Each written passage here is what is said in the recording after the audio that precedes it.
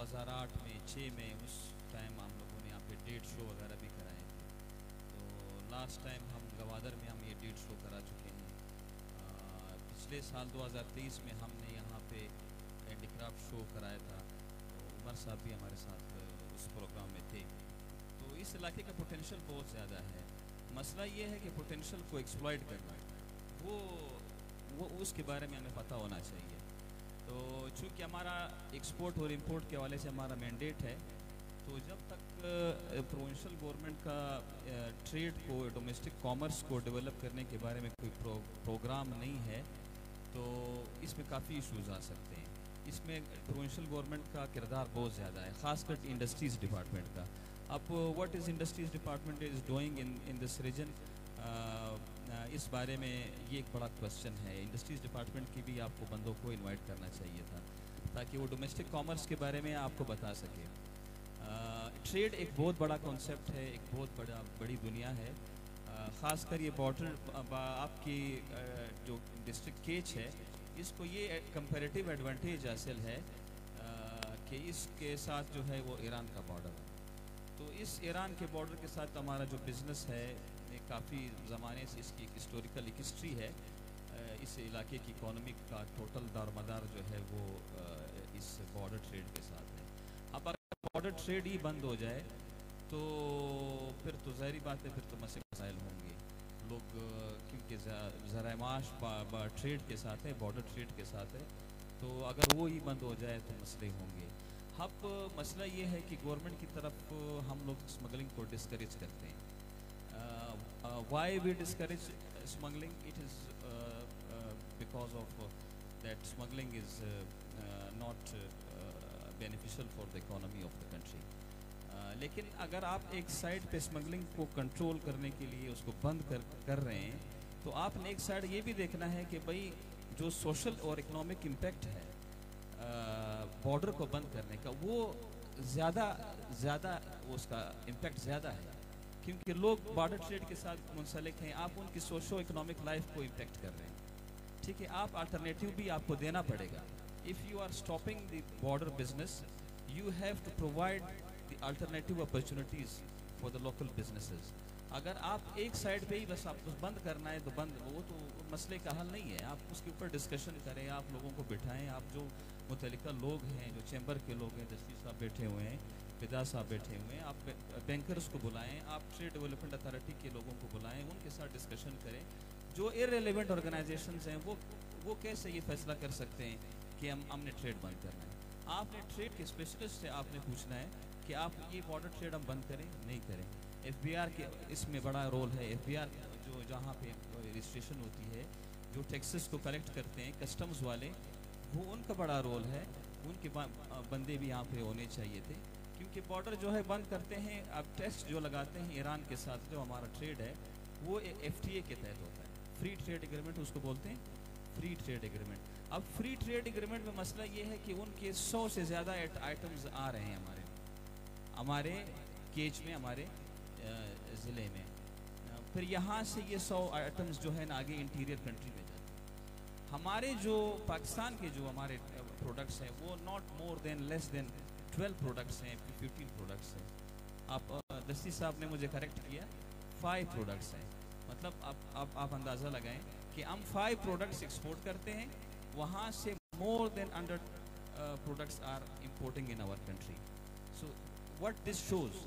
This shows the lack of commitment, the lack of vision from our side and all the departments involved, customs, FBR and other organizations.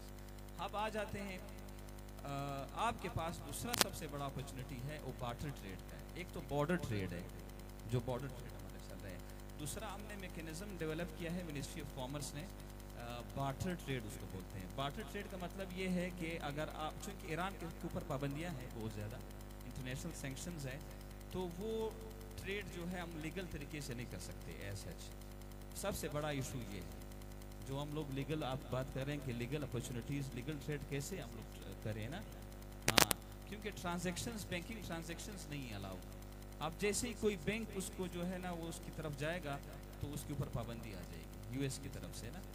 तो ये सबसे बड़ा मसला था। इस पर फिर हम लोगों ने डेलिब्रेशंस की। We have held different meetings in Islamabad under the chairmanship of ministry of commerce and commerce minister जमा साहब। तो we devised a mechanism, a barter trade mechanism.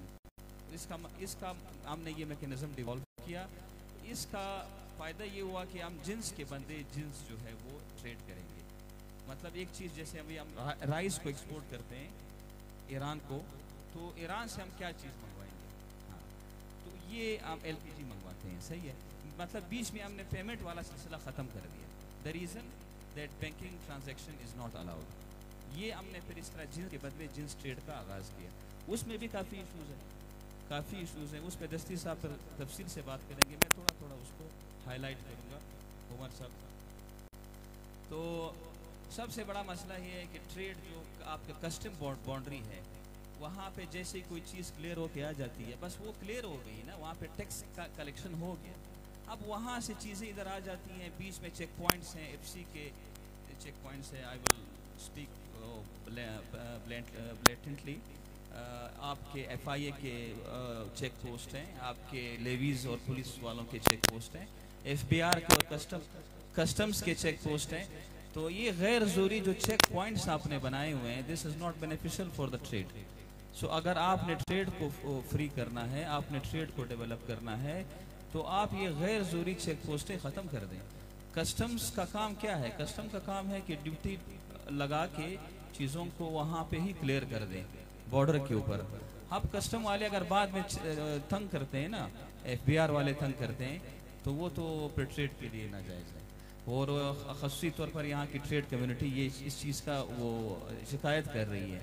तो ये एक लीगल फोरम है। इस लीगल फोरम पे मैं, अगर कस्टम डिपार्टमेंट के बंदे होते, FBR के डिपार्टमेंट के बंदे होते, तो उनके साथ ये हम ये मसला टेकअप कर सकते थे। वैसे हमने टेकअप किया भी है, लेकिन मिनिस्ट्री ऑफ कॉमर्स ने लास्ट ईयर मीटिंग्स भी की हैं, जूम मीटिंग्स भी इस सिलसिले में की है कि भाई गैर ज़रूरी चेक पोस्टों की ज़रूरत क्या है। जब एक बंदा ट्रेड लीगल कर रहा है, वहाँ से क्लियरेंस कर दे रहा है, GD डिक्लेयर कर रहा है, गुड्स डिक्लेरेशन जो दे रहा है, तो बस it is enough, it's far enough. Why you are imposing these are non tariff barriers, जिसको कहते हैं नॉन टैरिफ बैरियर्स, बिजनेस को डिस्करेज करने के लिए। ये थोड़ा मैंने आपको ट्रेड के हवाले से जो तुरबत के जो एडवांटेज है उसके बारे में थोड़ा बताया। अब मैं आपको बताता हूँ कि आपको लीगल बिजनेस करना कैसे है। अब हाँ, एक रजिस्ट्रेशन कैसे करनी है, आपने कहाँ जाना है, कौन से मुतल्लिका इदारे हैं जहाँ पर आपने एक लीगल बिजनेस इस्टेब्लिश करना है, क्योंकि अभी वक्त की ज़रूरत है, हमें लीगल ट्रेड की तरफ आना पड़ेगा। अब उसके लिए जो है रजिस्ट्रेशन जो है इंपोर्ट और एक्सपोर्ट रजिस्ट्रेशन एक्ट है, ये सारा बिजनेस, ये सारा काम उस एक्ट के तहत होता है मिनिस्ट्री ऑफ कॉमर्स की तरफ से ना। इसके लिए फिर हम एक्सपोर्ट पॉलिसी ऑर्डर है, इंपोर्ट पॉलिसी ऑर्डर है, ये उसको रेगुलेट करता है। तो उसके लिए सबसे पहले आपको ये मालूम होना चाहिए कि कौन से स्टेक होल्डर्स हैं जो बिजनेस को रजिस्टर करते हैं। उसमें सबसे बड़ा इदारा जो है वो आपका चैम्बर ऑफ कॉमर्स, ठीक है। चैम्बर ऑफ कॉमर्स के साथ आपने अपना कंपनी रजिस्टर करना है, सही है। चाहे आप फर्म लेवल पर हो, चाहे आप कंपनी लेवल पर हो, चाहे आप सोल प्रोप्राइटर हो, चाहे आप पार्टनरशिप में हो, चाहे आप उसको लिमिटेड कंपनी की शक्ल में जा रहे हैं, प्राइवेट लिमिटेड कंपनी की शक्ल में जा रहे हैं, आपने उसको वहाँ पे चैम्बर के साथ रजिस्टर होना चाहिए। दूसरा जो इदारा है वो है security and exchange commission of Pakistan. अगर आप उसको एक्सपोर्ट और इंपोर्ट के हवाले से आप कंपनी इस्टेब्लिश कर रहे हैं, एक तो ये कि सिंपल आपने कंपनी रजिस्टर की सिर्फ विदिन द डोमेस्टिक मार्केट, फिर आपको ACCP जाने की ज़रूरत नहीं है, security and exchange commission of Pakistan जाने की ज़रूरत नहीं है। अगर आप इंपोर्ट और एक्सपोर्ट की तरफ जाना चाहते हैं ना, तो आपने फिर उस ACCP की तरफ भी जाना पड़ेगा, वहाँ पे आपने कंपनी को रजिस्टर करना पड़ेगा। तीसरा स्टेप जो है ऑर्गेनाइजेशन है वो FBR है, वहाँ पे आपने अपना टैक्स जो है ना उसको वो करना है, टैक्स रिटर्न फाइल करना है हर साल, ठीक है। NTN वगैरह के NTN आपका इशू होगा, वो CNIC के ऊपर इशू होता है। चौथा ऑर्गेनाइजेशन है वो है कस्टम्स। कस्टम्स जो है वहाँ पे आप जी सेल्स टैक्स रजिस्ट्रेशन भी आपको उधर FBR के साथ ही करनी पड़ेगी। उसका ये फ़ायदा होगा ना कि आप अगर लीगल बिजनेस डोमेस्टिक मार्केट में करना चाहते हैं तो आपके पास डॉक्यूमेंटेशन पूरी होगी, आपको जो आइटम्स की सप्लाई है, जैसे आप किसी ठेकेदारी में आप वो बिजनेस करना चाहते हैं तो वो आपके लिए प्रॉब्लम नहीं होगी, वो डॉक्यूमेंट्स रिक्वायर्ड है, सही है। लेकिन जो एनटीएन है वो फिर वो आपके इनकम टैक्स को शो करेगा कि आपका कितना इनकम है सालाना, कितना आपके ऊपर टैक्स आता है, वो आप जमा होगा। लेकिन इसका ये फ़ायदा है जो टैक्स पेयर होता है वो फिर उसको टैक्स रिबेट भी मिलता है। ऐसा नहीं है कि वो टैक्सेस दे रहे हैं, बस सिर्फ टैक्सेस ही दे रहे हैं। वो at the end of the year, at the end of each financial year, the tax filers can claim tax rebates. तो वो आपको रिबेट की शक्ल में वो टैक्स वापस मिल जाता है। वो इशू नहीं, उसके बारे में परेशान होने की ज़रूरत नहीं है कि लीगल बिजनेस लोग क्यों नहीं जाते हैं, क्या टैक्सेस लगते हैं, गैर ज़रूरी परेशानियाँ होती हैं। नहीं, ऐसा भी नहीं है। आपको उसके बेनिफिट्स, उसके रिटर्न्स बहुत ज़्यादा हैं, ठीक है। दूसरा, आपको फिर टैक्स रिबेट की शक्ल में भी फ़ायदा है। तो ये तो आपका हो गया आपका। हाँ, फिर पीएसडब्ल्यू की तरफ आ जाता हूँ। पीएसडब्ल्यू एक डिजिटलाइजेशन प्रोग्राम है, जैसे मैडम मुझे वो मिनिस्टर साहिबा ने बात की। उन्होंने कहा कि भाई आपने डिजिटलाइजेशन प्रोग्राम की तरफ जो है लोग यूथ को लेके जा रहे हैं। तो आजकल चूँकि ई कॉमर्स का दौर है, आजकल तमाम बिजनेसेस ई कॉमर्स पे हो रही हैं, प्लेटफॉर्म्स पे हो रही हैं।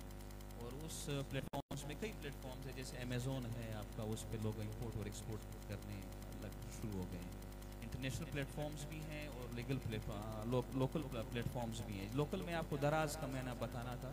दराज एक इम्पोर्टेंट वो है जहाँ पे आप अपना बिजनेस रजिस्टर करवा सकते हैं और विद इन द कंट्री आप अपना बिजनेस जो है वो इंटरेक्शन आप बढ़ा सकते हैं, अपने ऑर्डर्स ले सकते हैं। अमेज़ोन जो है वो इंटरनेशनल है, उसमें आपको इंपोर्ट और एक्सपोर्ट करना पड़ेगा आपका सारा। PSW Pakistan single window program जो है ये 2018 में शुरू हुआ था। इस ऑर्गेनाइजेशन के साथ भी आपने रजिस्टर होना है। यहाँ पे आपने कैसे रजिस्टर होना है, यहाँ पे आपने आईडी बनानी है। अपने बिजनेस जो आपकी एंटिटी है, जो आपका कारोबार है, जो कंपनी है, आपने वहाँ पर अपनी आईडी बनानी है। उसका ये फ़ायदा है कि पाकिस्तान सिंगल विंडो में जाने के बाद आपको जो भी डॉक्यूमेंट चाहिए from the customs department, from FBR, from commerce department, जैसे टीडैप है, हम लोग सर्टिफिकेट ऑफ ओरिजिन शो देते हैं। सर्टिफिकेट ऑफ ओरिजिन ये है कि आपका प्रोडक्ट तुर्बत का है। उसका ये फ़ायदा है कि जब आपका प्रोडक्ट इंटरनेशनल मार्केट में जाएगा तो उधर कुछ मुल्कों ने हमें मार्केट एक्सेस दिया हुआ है, टैरिफ के बाद में उन्होंने हमें कंसेशंस दी हुई, तो वो सर्टिफिकेट ऑफ ओरिजिन शो करेगा कि भाई आपका प्रोडक्ट जो पाकिस्तान से है, and we have signed free trade agreement and preferential agreement with you, and your product deserves the tax exemptions, customs duties. वो सर्टिफिकेट ऑफ ओरिजिन आपको वो बताता है आपको, तो वो टीडैप इशू करता है। तो दूसरा ये कि रेक्स सर्टिफिकेट होता है, जो आपका प्रोडक्ट यूएस मार्केट में जाएगा तो उधर भी उन्होंने प्रेफरेंशियल कंसेशंस आपको दी हुई हैं, तो वो आप हमसे लेंगे। अब टीडैप से वसूल करना इन सर्टिफिकेट्स को बड़ा मुश्किल काम है। आप जाते हैं दफ्तरों में, जाते हैं, अफसरान मिलते नहीं हैं, कई मीटिंग्स होती हैं, कहीं किधर होते हैं, उधर तो आपको पता है कि मुख्तलिफ किस्म के ब्यूरोक्रेटिक आर्डर्स भी होती हैं। मैं बात साफ करता हूँ, वो मसले होते हैं। लेकिन पीएसडब्ल्यू में आप जाएंगे तो आपको इन चीज़ों की ज़रूरत नहीं पड़ेगी। आपको सर्टिफिकेट ऑफ ओरिजिन आपको ऑनलाइन मिल जाएगा। आप सिर्फ रिक्वेस्ट फॉरवर्ड करें, वो खुद जाएगा जहां अफसर बैठा होगा, जिस रीजन का होगा। जैसे अभी मैं मकरान रीजन को और ये इस रीजन को डील करता हूँ, तो मुझे सर्टिफिकेट ऑफ ओरिजिन मुझे मार्क होगा। मैं क्या करूँगा, उसको प्रोसेस करूँगा, जैसे प्रोसेस होगा वो उसके ऊपर सिग्नेचर मेरा आ जाएगा, ऑनलाइन ही आ जाएगा, ठीक है। और उधर ही मैं उसको इशू करूँगा और वो एक बिजनेसमैन के पास ऑटोमेटिकली आ जाएगा। मतलब उसको बिजनेस ऑफिस चक्कर लगाने की ज़रूरत नहीं है। दूसरा, सिंगल विंडो में कस्टम्स की डिक्लेरेशन भी होती है, वी वॉक का वहाँ पर ऑप्शन है। आप सिंगल विंडो में जाएं, आप अपने गुड्स की डिक्लेरेशन वहाँ ही करें, ख़त्म करें। कोई ज़रूरत नहीं है कि आप कस्टम्स डिपार्टमेंट जाएंगे, वहाँ पर आप मैनुअल डॉक्यूमेंट्स जमा करेंगे। आप वी वॉक में जाएँ, वी वॉक आईडी आपकी बनेगी, उधर ही बनेगी। आप वहाँ पर अपना डॉक्यूमेंट उधर ही आप रजिस्टर करवाएं, आप गुड्स को डिक्लेयर करें। गुड्स की डिक्लेरेशन दो किस्म की होती है, एक एक्सपोर्ट जीडी होती है, एक इंपोर्ट जीडी होती है। एक्सपोर्ट के लिए भी आपको जीडी की फाइल करनी पड़ती है, इंपोर्ट के लिए भी करनी पड़ती है। उसमें फिर ये है कि बैंकिंग सेक्टर का बड़ा इंपॉर्टेंट रोल है, क्योंकि जब आप एक्सपोर्ट करते हैं तो आपको पेमेंट का मसला आ जाता है ना, कि आप चीज़ बेच देते हैं, वहाँ पर पेमेंट कैसे होगी। मैं इस सवाल को आगे ले जाता हूँ। एक्सपोर्ट को साहब ने कहा था कि असद साहब ने कहा था कि एक्सपोर्ट जो है बार्टर सिस्टम है, क्योंकि सेक्शन लगे हुए हैं इसी हवाले से, और दूसरा चेक पोस्ट के हवाले से जो कस्टम या FIA मुख्तलिफ चेक पोस्ट हैं वो पैसे लेते हैं। और तंग करते हैं हमारे ट्रेडर्स को। डॉक्टर मालिक साहब बैठे हुए हैं, उनसे दरख्वास्त है इसकी इसी हवाले से आवाज़ उठाएं असेंबली में। और सर एक और मेन इशू है बॉर्डर बंदिश का। हमारे 909 किलोमीटर बॉर्डर है, ईरान पाकिस्तान का बॉर्डर 909 किलोमीटर तवील है। इस तवील बॉर्डर में सिर्फ हमें एक पॉइंट दिया गया है, और ये सवाल मैं करता हूँ आजी पैदा हुसैन रशीद साहब से। इस तवील जो हमारे 909 किलोमीटर है उसमें सिर्फ हमें एक पॉइंट दिया गया है एक्सपोर्ट का। हम बाकी जो हमारे पॉइंट्स हैं जैसा कि मंद बॉर्डर है या हमारे 250 बॉर्डर है या पंजगुर का बॉर्डर है, इसमें हम गुड एक्सपोर्ट नहीं कर सकते। तो इसके हवाले से हमें अजी पैदा हुसैन साहब ने बहुत काफ़ी काम किया है और आवाज़ उठाया है चैम्बर ऑफ कॉमर्स में। आप हमें सर आगाह करें कि इस हवाले से क्या हम कर सकते हैं ताकि ये बॉर्डर भी हमें खुल जाए। बिस्मिल्लाहिर्रहमानिर्रहीम। सबसे पहले डीसी साहब का, यहाँ सिविल सोसाइटी, सहाफ़ी हज़रात और जो एज फेस्टिवल में इन लोगों की इंसान एक अज़्म करे, एक कोशिश करे, वो मंजिल पाता है। तो मुझे यकीन है इंशाअल्लाह आज अगर इस मजमे में 2-4 अब भी लोग इस चीज़ को तवज्जो से सुनेंगे, थोड़ा सा हिम्मत करेंगे। ये जो रजिस्ट्रेशन का सिस्टम ये बहुत ईजी है, जो आसिफ साहब ने आप लोगों को बताया। अगर इससे आप स्टार्ट ले लें, एक ट्रांजैक्शन, एक बिज़नेस आप किसी बॉर्डर से करेंगे तो आपको पता चलेगा इंशाल्लाह लीगल बिज़नेस में फ़ायदा भी है। तो मुझे यकीन है इंशाल्लाह लोगों की तवज्जो इस तरफ होगा। जैसे आपने सवाल की, देखिए हमारे लीगल बॉर्डर टोटल 5 हैं जो नोटिफाइड हैं। उसमें तफ्तान मीरजावा है, मीरजावा ईरान की तरफ से, तफ्तान हमारा है। कटागर माशकिल है, नोटिफाइड है, लेकिन इसमें मैंने बहुत अपने दौर चैम्बर ऑफ कॉमर्स के दौर कोशिश की, लेकिन वो हालात की वजह से वहाँ काम बंद हो चुका था, वो अभी तक बंद है। तीसरा हमारा एक कोवक चीदगी पंजगुर बॉर्डर, कोवक ईरान की तरफ से, चीदगी हमारे पंजगुर की तरफ से, वहाँ से अभी भी कारोबार हो रहा है। चौथा है पिशीन रिदीक, ये भी एक अहम बॉर्डर है, बहुत पुराना बॉर्डर है, इस पर भी हमारा ये नोटिफाई है, काम चल रहा है। पाँचवा 250 रहमदान बॉर्डर, इसमें जो प्रॉब्लम हम जो ट्रांजिट और उसकी जो आपने बात की, देखिए यहाँ डॉक्टर साहब आपके भी जहन में हो, यहाँ ऑफिशियल भी बैठे, असल चीज़ होता है यहाँ से आगे एक्सपोर्ट करना, क्योंकि ईरान के लिए पाबंदी है। अभी भी जो लोग भी यहाँ से एक्सपोर्ट अगर चावल भी कर रहे हैं या दूसरे आइटम कर रहे हैं, वो उसकी डॉक्यूमेंटेशन हम लोग बनाते हैं तुर्कमानिस्तान, आज़रबाईजान या सेंट्रल एशियन कंट्रीज़ का, तुर्की का, उसके बाद यहाँ से एंटर होता है। वजूहात यहाँ की पाबंदी और वो पैसे को ट्रांजैक्शन करना भी, बार्टर ट्रेड हो चुका था, लेकिन उसके हमें अभी तक प्रॉब्लम है, क्योंकि वहाँ ईरान वाले वो डॉलर में अकाउंट मांग रहे हैं। हमने रुपीस और तमन में की थी, तो वो भी अभी तक रिसेंटली जाम साहब, अभी हम लोग वही तेहरान में थे कि हमारा एक कोशिश था कि इस चीज़ को हम आगे ले जाएं। तो इसमें जो ट्रांजिट ट्रेड है, इसमें हमारे बॉर्डर जो 250 है, इसके लिए ईरान वाले थोड़ा अडन डाल रहे हैं। TIR जो ट्रकें होती हैं जो आगे जाती हैं, वो अभी तक छोड़ नहीं रहे। उसमें हमने पिशिन का भी बताया कि यहाँ से भी इजाज़त हो और चीदगी से, और अभी सिर्फ तफ्तान से इजाज़त है। तो ये मुश्किलात हैं क्योंकि ताजरों के लिए, और ये सब जो चेक पोस्टों की बात की, ये बहुत अहम है। जो GD फाइल होती है, वहाँ तकरीबन 30 से 40 लाख एक ट्रक ड्यूटी कस्टम पे उसको तंग किया जाता है, बाकी जो 2 नंबर ही जाता है उसके लिए मुश्किलात नहीं है। तो इसमें हमारे इदारे जो भी वैसे कस्टम को होना चाहिए था, क्योंकि कस्टम ही फिर पैसे मांगता है। तो ये हमारे ताजरों के लिए प्रॉब्लम है। आगे जो आप सपोर्ट करेंगे। अच्छा, नेक्स्ट सवाल मेरा वाहब साहब से है। वाहब साहब, बैंक जो होते हैं वो सपोर्टिंग एंटिटी होता है पूरे माशरे में या बिजनेस में। कोई अगर नौजवान या कोई आम सा आदमी कोई बिज़नेस स्टार्ट करना चाहे तो उसका फाइनेंशियल पोजीशन ऐसी नहीं होती कि वो बिज़नेस सेटअप कर सके। और दुनिया और जहान में इसी बिज़नेस को सेटअप करने के हवाले से बैंक बहुत सपोर्ट करते हैं। ये बलूचिस्तान और पाकिस्तान में ये बैंक अपने बिज़नेस कम्युनिटी को क्यों सपोर्ट नहीं कर रही है, उसकी क्या वजह है? Hello, thank you Umar. जो वाजा फिदा हुसन दस्ती साहब गपन मुताबिक का मान हम कैसे मर्ची शुमे दीवाना रहा गिंदगों बाज वशीब हो गए कीच वाकई कीच ज़िंदगी मरदमा निशार है नुमा वाजमर उर्दू अभी कना वाजा में इस्तेमाल किया।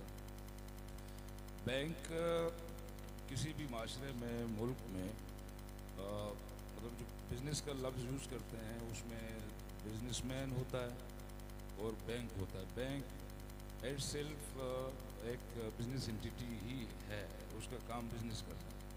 वो फंड्स कलेक्शन करता है, लोगों के पैसे उसके पास होते हैं, उन्हीं पैसों को फर्दर आगे उसकी इन्वेस्टमेंट होती है मुख्तलिफ सेक्टर्स में और उससे बैंक जो है वो कमाता है लोगों को, जो उसके एम्प्लॉयज़ होते हैं, जो उसके अपने खर्चे होते हैं, उसकी आमदनी किसी से ही है।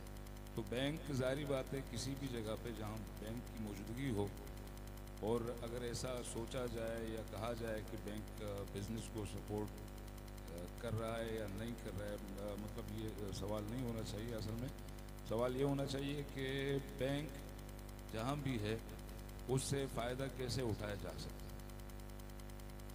तो जैसे तुरबत है या हमारे मकरान के और रीजन्स हैं, पंजगूर है, ग्वादर है या बलूचिस्तान के और इलाके, पूरे पाकिस्तान में ज़ाहिर इस वक्त मेरे ख्याल में कोई 15 से ज़्यादा बैंक्स काम कर रहे हैं, जिनमें बड़े बैंक्स में HBL है, UBL है, MCB है, एलाइट बैंक है, मीज़ान है, फलाह है और भी बहुत से बैंक्स हैं।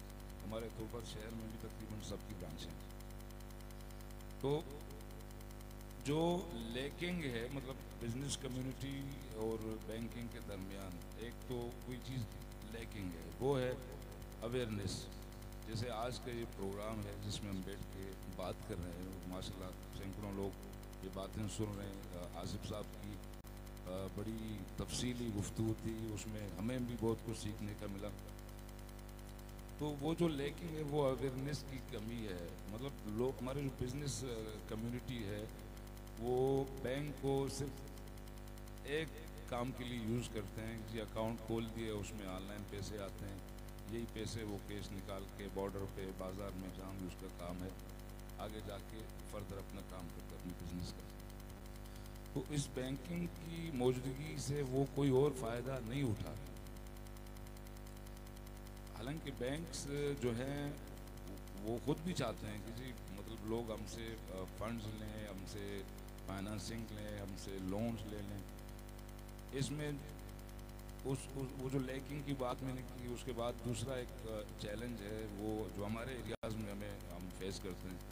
फिदा साहब को भी पता है, हाजी साहब को पता है, हमारे पास हमारी जो ये छोटी मोटी इकोनॉमी है, काम तो ये बहुत बड़ा है, मतलब बिलियंस का काम हो रहा है। स्पेशली बॉर्डर के हवाले से अभी बात कर रहे थे, लेकिन कोई चीज़ डॉक्यूमेंटेड नहीं है। इवन आपके डिवीज़न का मतलब पूरा आप समझ लो कि 30% एक डिस्ट्रिक्ट है पंजगूर, वो पूरा पंजगूर जो है वो उसका लैंड सेटल नहीं है। आपके अपने केज का पूरे डिस्ट्रिक्ट का मेरे ख्याल में शायद कोई 50% सेटलमेंट है, 50% नहीं है शायद। इसी तरह ग्वादर के एरियाज़ हैं। अभी जब हम फाइनेंसिंग पे आते हैं तो ज़ाहिर बैंक तो ऐसे नहीं होता जी चाय पिलाया, पैसे निकाल के जेब में डाल दिए और कस्टमर चला गया। उसकी डॉक्यूमेंटेशन होती है, उसकी रिक्वायरमेंट्स होती हैं, उसकी सिक्योरिटी होती है।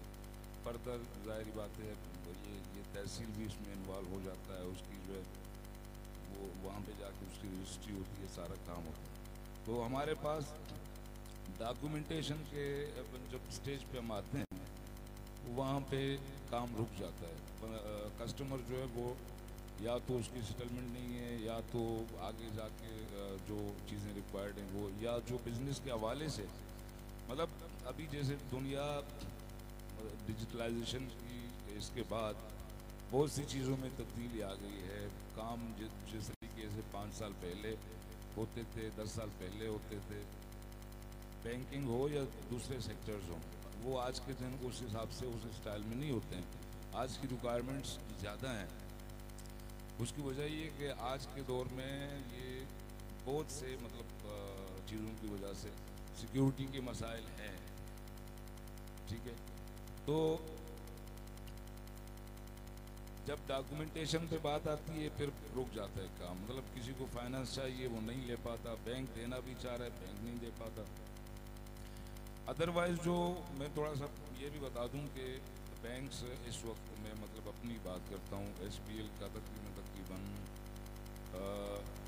एरिया में मकरान के एरिया जहाँ पे हमारी ब्रांच हैं, अपनी तकरीबन 60-70 मिलियन हम हर साल ये छोटे छोटे फाइनेंसिंग करते रहते हैं। पर्सनल लोन है, सैलरी के अगेंस्ट किसी को पैसे दे दिए 2 लाख 1 लाख 5 लाख, ठीक है, या दुकानदारों और ये SMEs के लिए रेडी कैश का प्रोडक्ट है हमारे पास, वो करते हैं। लेकिन ये कि जिस पैमाने पे होना चाहिए उस पैमाने पे नहीं है। उसकी वजह यही है कि एक लोगों में अवेयरनेस नहीं है, दूसरा ये कि हम किसी काम को जब करना चाहें या उसको आगे बढ़ाना चाहें तो फिर डॉक्यूमेंटेशन के स्टेज पे आके हमें मसाइल होते हैं।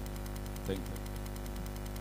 बहुत शुक्रिया। अच्छा, अभी हमारा अगला सवाल जो बरकत बुलैदी साहब से, असल में हम जब देखते हैं कि हमारे माशरे में एक तहसील से या गांव से ताल्लुक़ रखने वाला बंदा ग्राउंड से शुरू करके कामयाब हो जाता है, एक टाइकॉन बन जाता है, एक बिजनेसमैन बन जाता है, तो ज़ाहिर है इसमें इसके पीछे तो बहुत मेहनत लगी होगी। तो यही एक जर्नी है हमारे बरकत बुलैदी साहब का, जो एक डाउन टू अर्थ बंदे थे, ग्राउंड से शुरू किया और आज ट्रेडिंग कर रहे हैं, इंटरनेशनल ट्रेड कर रहे हैं, एक्सपोर्ट इंपोर्ट कर रहे हैं। हम सुनना चाहते हैं कि आपने ये जर्नी कैसे शुरू की और कैसे आप कामयाब हो गए, ताकि आप हमारे एंटरप्रेन्योर और हमारे नौजवान नस्ल को कोई ऐसा पैगाम बता दें ताकि आपसे कुछ सीखने को मिले। बिस्मिल्लाहिर्रहमानिर्रहीम। सबसे पहले मैं केज फेस्टिवल के ऑर्गेनाइज़र और उसकी टीम और स्पेशली DC साहब को दिल की गहराइयों से मुबारकबाद पेश करता हूँ। उन्होंने केज वादी में एक ऐसा बड़ा ज़बरदस्त इवेंट मुनक़्क़िद किया। मेरा सफ़र के बारे में आपने मुझसे सवाल किया। मेरा सफ़र तो खैर बहुत लंबा है, 30 साल सफ़र है, तो इतनी जल्दी बयान नहीं हो सकता, लेकिन शॉर्टकट में मैं आपको मुख्तसरन कुछ आपकी खिदमत में अर्ज़ कर लूँ। मेरा जो सफ़र है, मैं समझता हूँ कि वो उन लोगों के लिए जो ये समझते हैं कि इन्वेस्टमेंट के बग़ैर बिज़नेस नहीं होता, उनके लिए एक बहुत बड़ा मोटिवेशनल है। और उन लोगों के लिए भी एक बहुत बड़ा मोटिवेशन है जो ये समझते हैं कि एक छोटे पैमाने के कारोबार से आगे बढ़ना मुश्किल है। मैं 93 में जब मैंने FSC किया तो उसके बाद मेरा वेटनरी में सीट होना था। तो एक दफ़ा मैंने यही फ़ैसला किया कि मैं जाऊंगा वेटनरी का एक डॉक्टर बन जाऊंगा। मेरा और बरकत इस्माइल साहब का 1 नंबर का फ़र्क था। वो जाना चाह रहा था, उसका 1 नंबर ज़्यादा था। मैं तुरबत आया, उन्होंने कहा मैं जाऊंगा, मैंने कहा आप जाएं, आपका वो भी नहीं गए और इत्तेफाकन मैं भी नहीं गया। दरअसल अल्लाह को हमारे लिए कुछ और मंजूर था दोनों के लिए। तो मेरे वालिद साहब, अल्लाह उनकी मग़फ़िरत करे, उनको जन्नत में जगह दे, वो एक सामान शॉपकीपर थे, छोटे दुकानदार थे, मेरे उस्ताद हैं और आज मैं इस जगह पे आया हूँ उनकी नसीहतों से और उनकी तालीम से पहुँचा हूँ।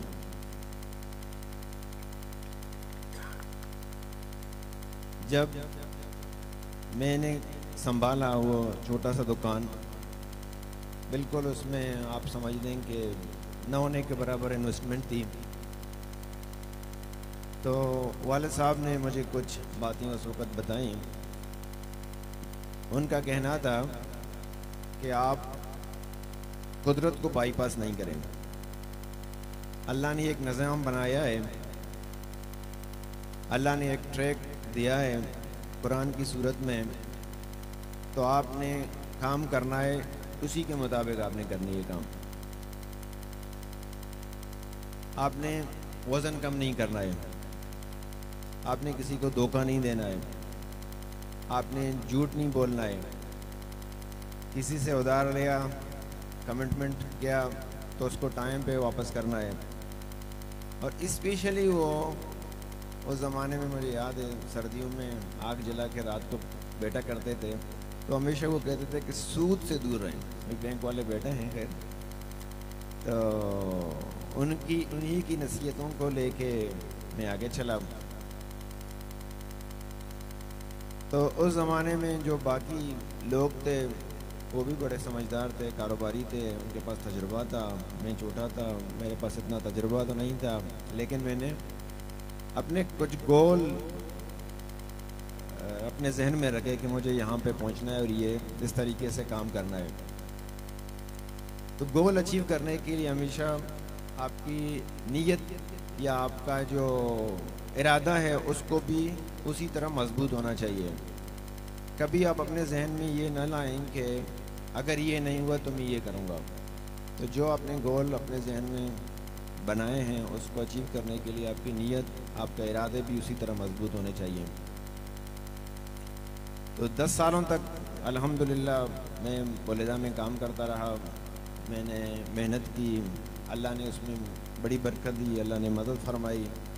तो 10 साल के बाद 2004 में मैं तुर्बत में आया। तो तुर्बत में भी हमने एक छोटे दुकान की सूरत में यहाँ पे भी स्टार्ट ले ली। तो चंद सालों के बाद तुर्बत से फिर मैं आगे बढ़ता गया। मेरा ये नहीं था कि मैं यहाँ पहुँचा हूँ और बस है, और मैं क्या कर सकता हूँ। भाई छोटे थे मेरे, तो जब वो थोड़ा कोई भाई बड़ा होता गया तो हमने हर वक्त बैठ के यही फैसला किया कि हम ये दूसरा बिज़नेस या तीसरा बिज़नेस स्टार्ट कर रहे हैं, कहीं ऐसा ना हो कि इसके स्टार्ट करने से हमारा पुराना कोई काम मुतासर हो जाए। अगर पुराना काम आपका कोई मुतासर हो रहा है तो इसके स्टार्ट करने का कोई फ़ायदा नहीं। तो इसी तरीके से अल्लाह पाक ने इसमें बड़ी आजमाइशें भी डाली, काफ़ी रुकावटें भी आई। तो ये भी मुझे याद है कि वालिद साहब चूँकि ज़कात निकालने के बड़े पाबंद थे, मैंने 93 में संभाला। कुछ ईरान से उस वक़्त सामान आ रहे थे और उनकी कीमतें अब थी, मैंने लिए थे और वो नुकसान में बेचने पड़ गए। 96 में मैं 39 में माइनस में था। 96 में 39,000 में माइनस में था। इसके बावजूद मैंने वालिद साहब को नहीं बताया कि मैं माइनस में हूँ। वो ज़कात निकालना चाहते थे, मैंने कहा आप राशन जिसको देना चाहते हैं दे दें, आपका ज़कात है। तो इसी तरीके का मतलब मेरा इरादे मजबूत थे और मुझे यकीन था कि मैं इस साल माइनस में हूँ तो अगले साल जो है इंशाल्लाह मैं प्लस में हो जाऊँगा। एक तो मेरे वालिद साहब के ज़माने से लोगों के ऊपर हमारा ट्रस्ट था, तो मैंने भी अपना एतमाद मार्केट में ख़राब नहीं किया। मैं अभी भी कहता हूँ कि सबसे जो बड़ा सरमाया है वो है ट्रस्ट, भरोसा, एतमाद। मैं इसके लिए बड़ी बात नहीं करता, लेकिन चूँकि आपने पूछा है तो एक ज़माने में 2010 या 2011 में ईरान में यहाँ से दाल जाया करता था, शायद अश्ती साहब को याद होगा। तो वो एक कैश आइटम है मार्केट में, आपको इसके लिए कंटेनर आने से पहले एडवांस जमा करने पड़ते हैं। हमारे कुछ जिनसे हम माल ख़रीदते थे वो बोरी और आगा खानी खोजा होते थे।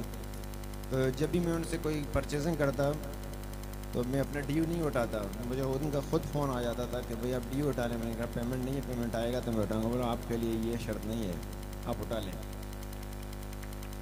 तो मैं यहाँ तक पहुँचा, अल्हम्दुलिल्लाह मैंने जैसे कमिटमेंट की है, कमिटमेंट पूरा किया है, जो वादे किए हैं वो पूरे किए हैं, किसी का एक पैसा नहीं खाया है।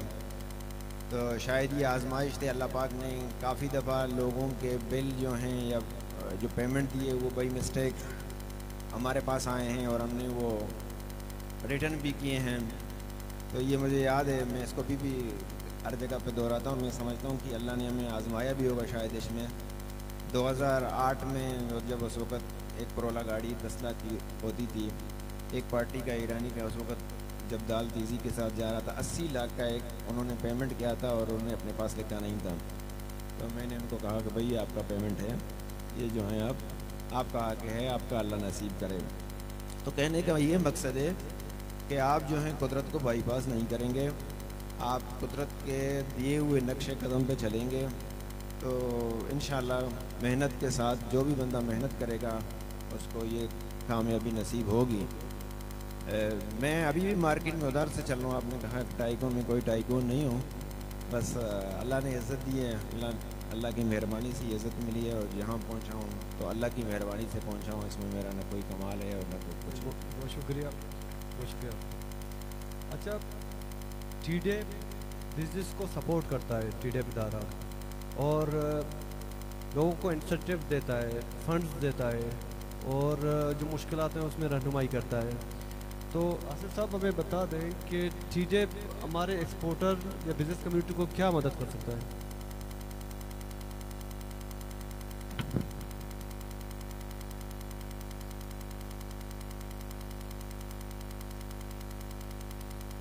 उमर साहब, आपका क्वेश्चन रेलेवेंट है। मैंने आपको पहले बताया कि हमारा मैंडेट है एक्सपोर्ट, प्रमोशन एंड डेवलपमेंट। ये दो इम्पोर्टेंट हमारे सेगमेंट हैं। प्रमोशन में हम करते क्या हैं कि एक्सपोर्टर्स को इंटरनेशनल मार्केट्स का एक्सपोजर कराते हैं। जैसे डेलीगेशंस होती हैं हमारी, हम बाहर डेलीगेशंस भेजते हैं। मुख्तलिफ सेक्टर्स को मिक्स डेलीगेशंस होती हैं, उसमें मतलब तमाम सेक्टर्स की रिप्रेजेंटेशन होती है। उसमें हम मुख्तलिफ मार्केट्स में हम अपने एक्सपोर्टर हज़रात को भेजते हैं और उसमें बाकायदा हम सब्सिडी देते हैं। जो उनकी पार्टिसिपेशन होती है इंटरनेशनल फेयर्स में, एग्जीबिशंस में, हमारी मोर देन 100 एग्जीबिशंस होती हैं, इंटरनेशनल एग्जीबिशंस होती हैं दुनिया के मुख्तलिफ रीजन्स में। हम लोग वो उसमें पार्टिसिपेशन करते हैं। उसमें हम अपनी बिजनेस कम्युनिटी की रिप्रेजेंटेशन करवाते हैं। मतलब मोर देन 50% सब्सिडी हम देते हैं।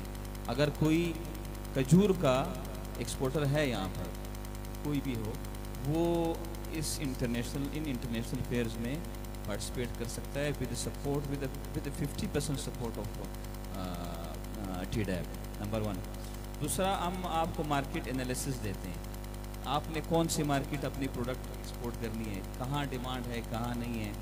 तो ये भी एक इम्पोर्टेंट जो टूल होता है, उसमें हम अपने एक्सपोर्टर हज़रात की मदद करते हैं। तीसरा, डॉक्टर मालिक साहब बैठे हुए हैं, मैं अभी आज अच्छा मौका है इस बात को करने के लिए। इस बात को हम करते करते बहुत थक भी गए।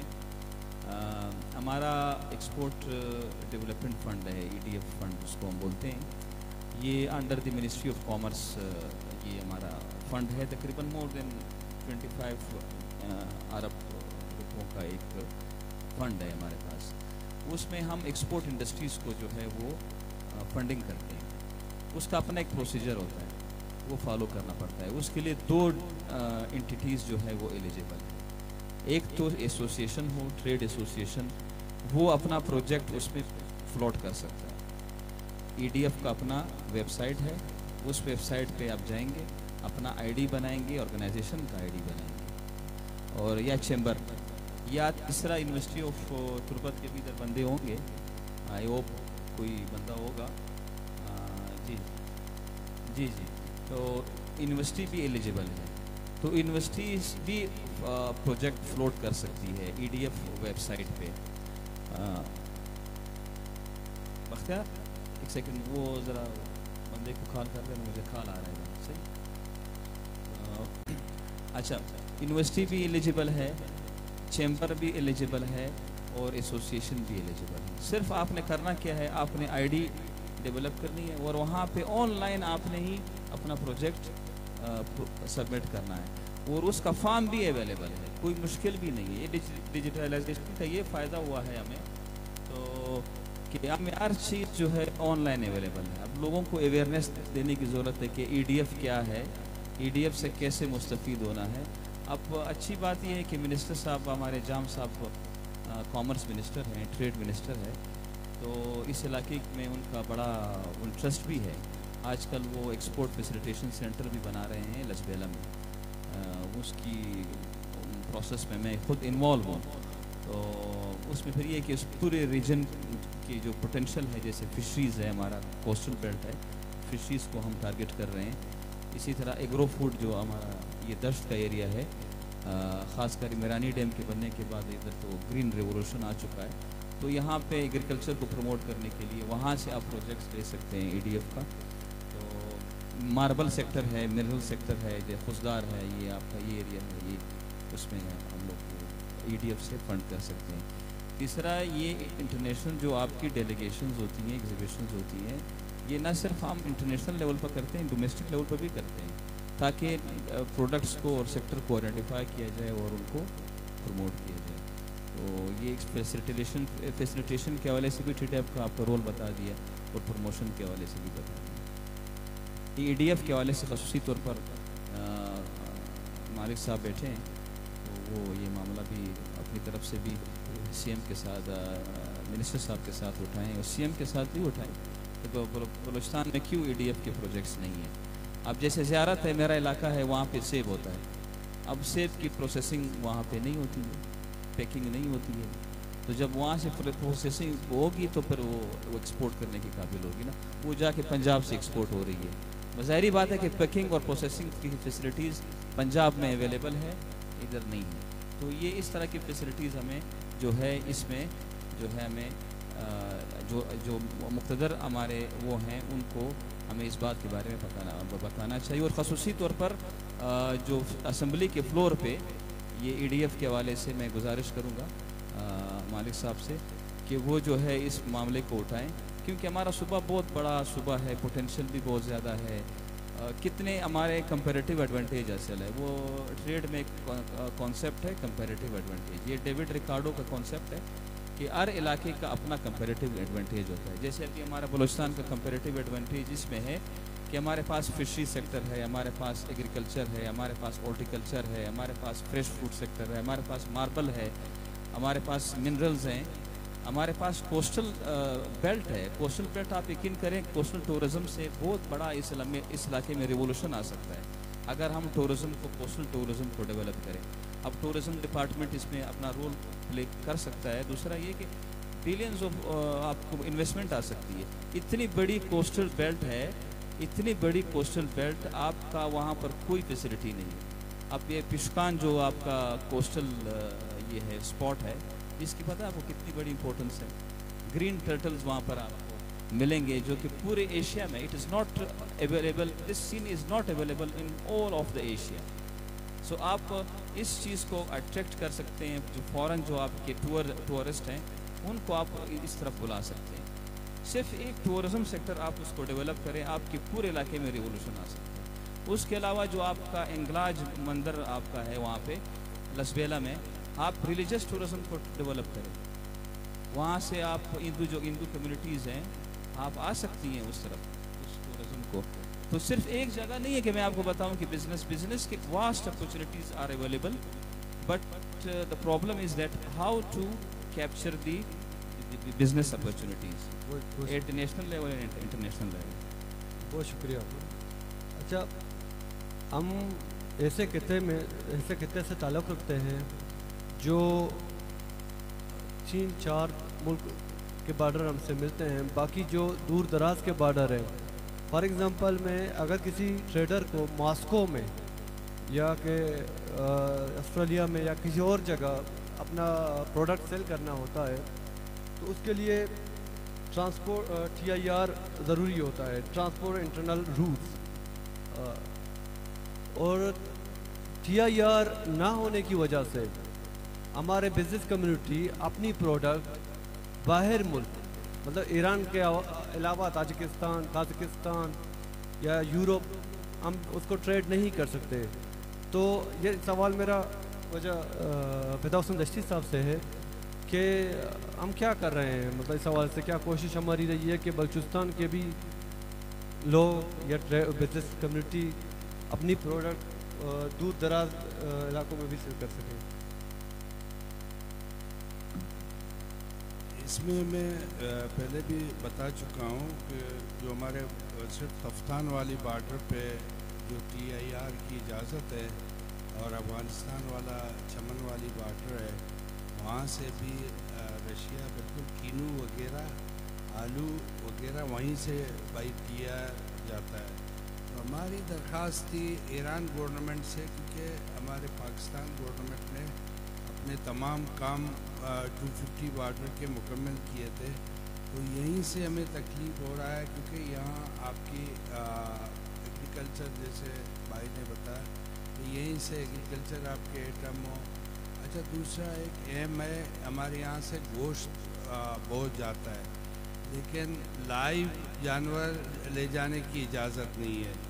तो इसके लिए ज़ाहिर है हमें ईरानी तो वो अपने जो बॉर्डर हैं वहाँ पे उन्होंने फैसिलिटी दी हुई है, जैसे पिशिन बॉर्डर पे भी उन्होंने अपने तमाम सिस्टम लगाया हुआ है। तो यहाँ से TIR इजाज़त हो पिशिन वाले बॉर्डर से, और बुवक वाली बॉर्डर, और मेरा वो है कि 250 वाली बॉर्डर से इजाज़त हो कि यहाँ आगे जो बिज़नेस, वैसे कराची बहुत करीब है रमदान 250 वाली बॉर्डर से। पंजाब वाले भी वो चाहते हैं हमारे साथ, अभी खासकर तेहरान में उन्होंने वहाँ जाम साहब ने भी मसला छेड़ा कि 250 वाली बॉर्डर से ट्रांजिट, 2 ट्रांजिट है, एक ट्रांजिट ईरान की तरफ से भी खोली जाए, क्योंकि ईरान से बहुत से आइटम है, मसलन दुबई से लोग लाना चाहते हैं चाबार से ग्वादर पोर्ट अभी तक स्टार्ट नहीं है, तो चाबार से एजी तो आप एज ए ट्रांजिट यहाँ आप ला सकते हो कराची के लिए, लाहौर के लिए या ये तुर्बत के लिए। तो ये भी ईरान की तरफ से पाबंदियाँ हैं, तो ये भी हमने अभी ऑफिशियली वहाँ पे उनको बताया कि ये खोले जाएँ ताकि यहाँ बिजनेस ज़्यादा हो।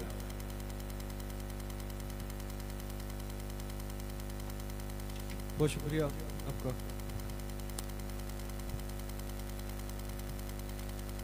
अच्छा वाब साहब, बिजनेस बैंकिंग सेक्टर में मतलब बहुत सारे आपके सेक्टर्स हैं जिसमें आप इजीली लोन दे सकते हो, जैसे कि एग्री फाइनेंसिंग है, और दुनिया भर में एग्री फाइनेंस को के लिए लोन लेने के लिए इतनी मुश्किलात नहीं है, और भी बहुत सारे सेक्टर हैं। आप हमें सिर्फ आगाह करें कि कौन कौन से सेक्टर्स हैं जो हम इजीली उसको अवेल कर सकते हैं कि अपनी ट्रेड को प्रमोट करने के लिए। जी थैंक यू। अच्छा, बैंकिंग से हम ले सकते हैं रनिंग फाइनेंस की सूरत में अपने कारोबार के लिए, उसकी इन्हांसमेंट के लिए डिमांड फाइनेंस भी ले सकते हैं, और इसके अलावा एग्रीकल्चर में हमारा जो अभी बता दिया इन्होंने, एग्रीकल्चर भी एक बहुत बड़ा सेक्टर है, स्पेशली मकरान में ये आपके खजूर हैं, डेट्स हैं, इसके अलावा मुख्तलिफ फ्रूट्स वेजिटेबल्स यहाँ पे होते हैं। तो उस एग्रीकल्चर के प्रमोशन के लिए भी बैंकिंग से आप मदद ले सकते हैं, आप एग्री फाइनेंस ले सकते हैं। मुझे याद है मैंने 2 साल पहले प्रोग्राम किया था SPO के हॉल में HPL की तरफ से, ताकि लोगों को हम इस तरफ मोटिवेट करें, गाइड करें और उनको अवेयर करें। ख्वाजा अकरम दश्ती साहब उसमें हमारे गेस्ट थे, उन्होंने बात भी की थी। तो उसके बाद कुछ लोगों ने हमें अप्रोच किया, जिसमें मैंने आपके पहले वाले सवाल में बता दिया था कि हम डॉक्यूमेंटेशन के स्टेज पे आके मामला ख़राब हो जाता है। तो एग्री फाइनेंस के लिए मतलब एक बेसिक डॉक्यूमेंट है जिसकी ज़रूरत होती है, उसके बगैर होता ही नहीं है, वो है पासबुक। आपका मतलब जितने हमारे फार्मर्स हैं, किसान हैं, जो जिनके बागात हैं, जिनकी ज़मीनें हैं, जो काम कर रहे हैं, लेकिन वो उनका काम 10, 15, 20 साल से चल रहा है, 50 साल से बल्कि चल रहा है ज़मींदारी का, लेकिन उसकी एंट्री नहीं है, वो रिकॉर्डेड नहीं है।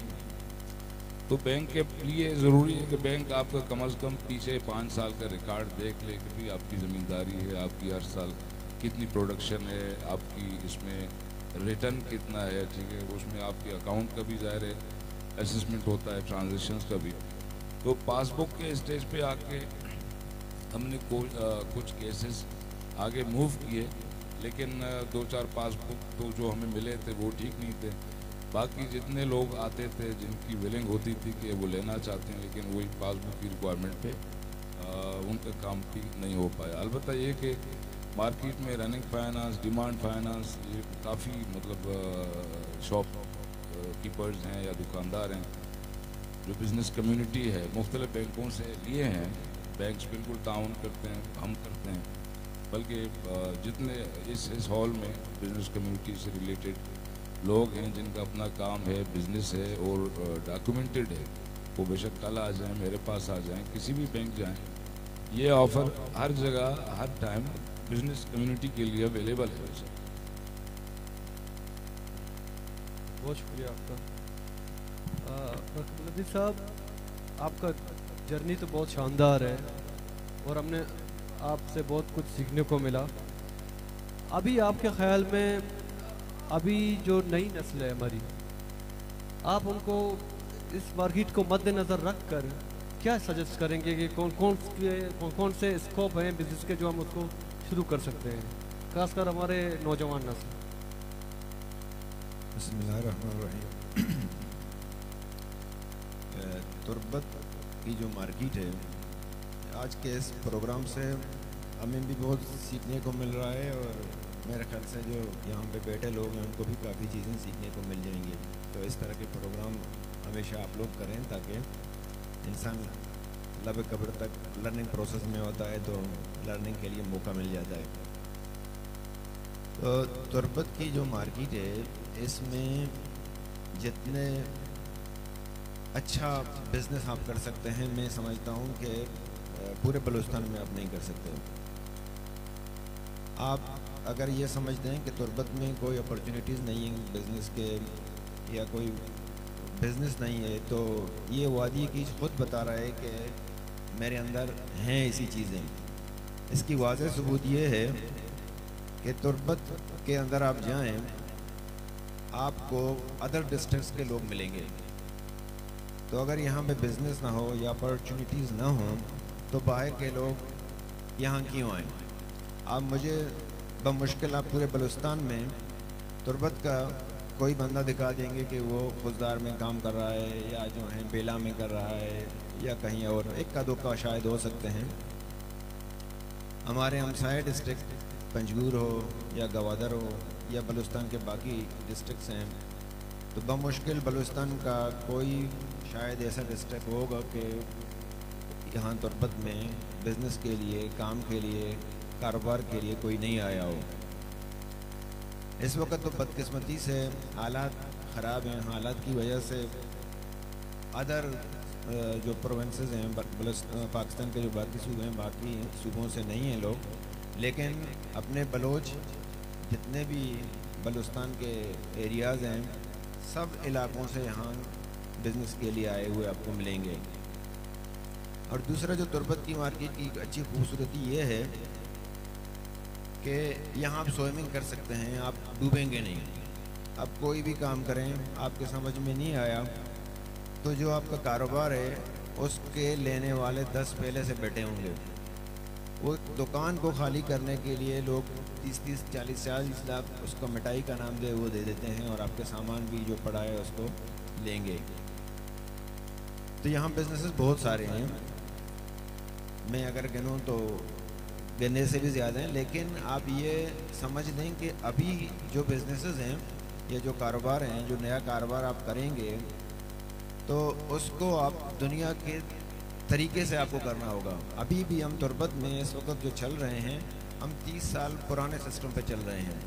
30 साल पीछे जो सिस्टम था, जो दुकानदारी था, जो कारोबार था, जो तरीक़ेकार था, दुनिया अभी चेंज हो गया है। सोशल मीडिया का दौर आया है, मार्केटिंग का दौर आया है। अभी अगर आप कोई भी बिज़नेस करेंगे और आप समझेंगे कि उसको पुराने तरीके से मैं चलाऊँगा तो वो आपको बहुत आगे नहीं ले जा पाएगा। उसके लिए आपको मार्केटिंग की ज़रूरत पड़ेगी, उसको आपको दुनिया के नए तौर तरीके के मुताबिक चलाना होगा। बाकी तुर्बत के हवाले से चूँकि आप कारोबार के हवाले से बात कर रहे हैं, तो एक बहुत बड़ा कारोबार यहाँ पे, चूँकि हमारा सबसे बड़ा पैदावार तुर्बत का खजूर का है, इसकी अभी तक हमने कोई मार्केट नहीं बनाई है और ये पब्लिक के हाथ में नहीं है।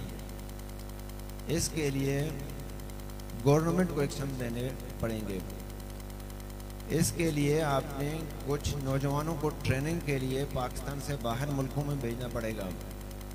और सबसे अहम इसके लिए ये करना होगा, चूँकि खजूर की तरफ यहाँ ज़मींदार भी बैठे होंगे, 3 से 4 सालों में इसका फसल आ जाता है, तो इसके लिए सबसे ज़्यादा हमें फार्मिंग की ज़रूरत करनी पड़ेगी। अभी तक हम 50 साल पहले जो बेगम जंगी और रोगिनी और पशपाक पहती है उसी पे हमें, उसकी इंटरनेशनल मार्केट में इतनी बड़ी वैल्यू नहीं है। दुनिया में ऐसे अभी खजूर आए हैं जो उनकी कीमत 1 किलो 800 से 1000 रुपये तक है, उससे भी ज़्यादा हो सकता है।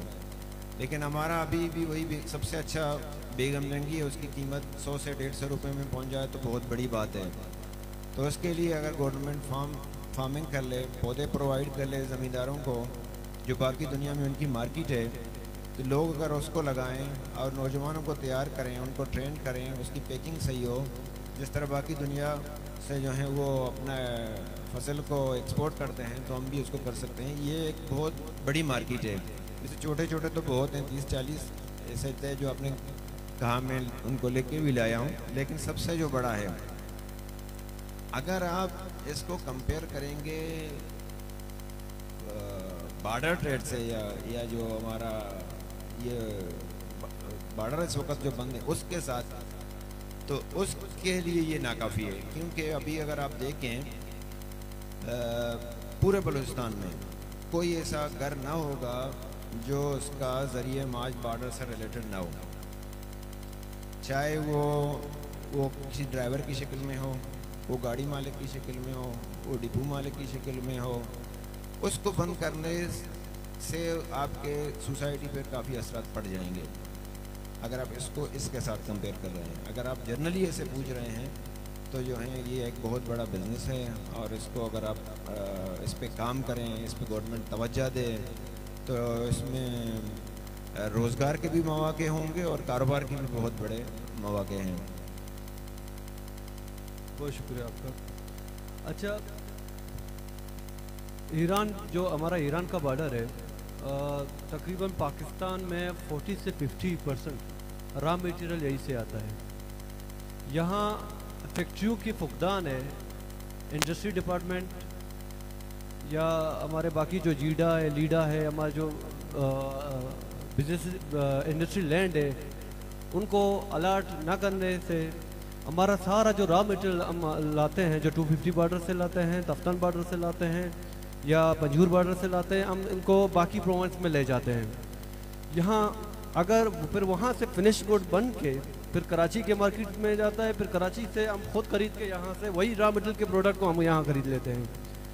तो मेरा सवाल वजह फिरदौस रशीद साहब से है कि हमारे पास लीडा है, जीडा है, इंडस्ट्री जोन है, क्यों हम अपने ट्रेडर को या बिजनेस कम्युनिटी को कन्विंस नहीं कर पा रहे हैं कि आके अपनी इंडस्ट्री लगाएं, और उनको इंडस्ट्री लगाने में क्या मुश्किलात हैं? Thank you. ये बहुत एक अहम सवाल है, क्योंकि तुर्बत सिमाल इंडस्ट्री जोन डॉक्टर साहब ने 2015 में स्टार्ट की। तकरीबन उसकी तमाम चीज़ें मुकम्मल हैं। वहाँ अभी तक डॉक्टर साहब बैठे हुए हैं। डॉक्टर साहब भी एक अहम वो है, हमने और बहुत ने मालूम किया। तो वहाँ अभी तक जो वैल्यूएशन है लैंड की और तरीक़ाकार के कैसे देना है, वो अभी तक तकरीबन ये साल से पेंडिंग में है। असल में डॉक्टर साहब बड़ा अहमियत देखें, मैं अभी ईरान के तकरीबन ऐसे ऐसे अहम शहरों में भी गया, देहातों में गया, सर छोटे देहात भी है, वहाँ पे डॉक्टर साहब उनकी आबादी 5000 या 10,000 के लगभग है। वहाँ इंडस्ट्री जोन लाजुम है। खजूर का अगर पैदावार है या दूसरा को कोई पैदावार है, उन्होंने अपनी वहाँ पे इंडस्ट्रीज़ लगाई हुई है और हर जगह उनकी सेटअप फ़ाल है। तुर्बत एक अहम जगह है, क्योंकि हम खुद हमारे लोग रॉ मटेरियल, मैंने आपसे डिस्कस किया था, मैं प्लास्टिक एक्सपो पे गया था ईरान में, एक छोटा सा मशीनरी मिल रहा था तकरीबन 60 से 70 लाख। उसमें प्लास्टिक आइटम तमाम बनते हैं, उसमें बाल्टी, घर के तमाम लवाजमात जो हम कराची से या बाहर से मंगाते हैं, तो एक छोटे अंदाज में हम ये कर सकते हैं। 60-70 लाख कोई बड़ी अमाउंट नहीं है।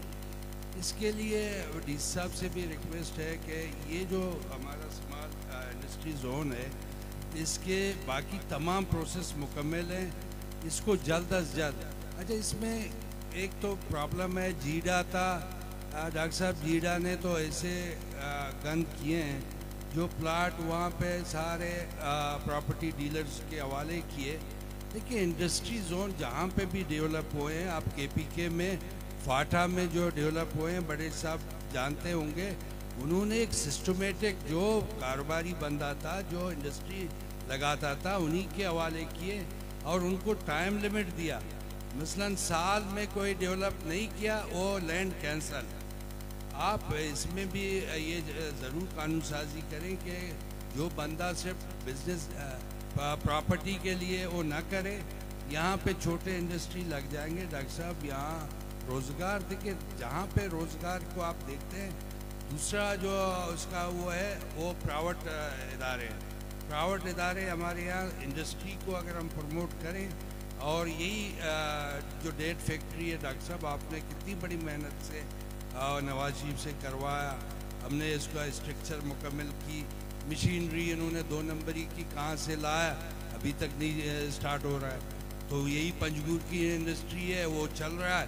पंजगूर का खजूर का किलो देके कितना महंगा है, और हमारा अभी तक उसकी सहूलत ना होने की वजह से। तो ये अच्छा, ग्वादर पोर्ट में डॉक्टर साहब मैंने मालूमात किए 60 एकड़ जो फर्स्ट जोन में थे, उन्होंने बोला हमने तमाम इसकी अलाटमेंट की है। लेकिन अफसोस के साथ हम चैम्बर ऑफ कॉमर्स वाले कितने दफ़ा गए चाइनीज़ के पास कि हमें खुदारा बलूचिस्तान वालों को भी आप अलाटमेंट दे दें, लेकिन हमें कोई अलाटमेंट नहीं मिली। इसमें सिर्फ 8 फैक्ट्री उन्होंने जो अभी चल रहे हैं, उनमें एक तो यूरिया खाद जो री एक्सपोर्ट हो रहा है अफ़गानिस्तान के लिए, दूसरा इन्होंने चाइनीज़ ने जो एक वो कटर वो लगाई हुई है जो जानवरों की, वो एक वो फ़ाल है, वो अफ्रीका से वो ला रहे हैं, यहाँ से फिर एक्सपोर्ट कर रहे हैं। तो वहाँ ड्यूटी भी नहीं है। अच्छा, वहाँ ना सेल टैक्स है ना इनकम टैक्स है।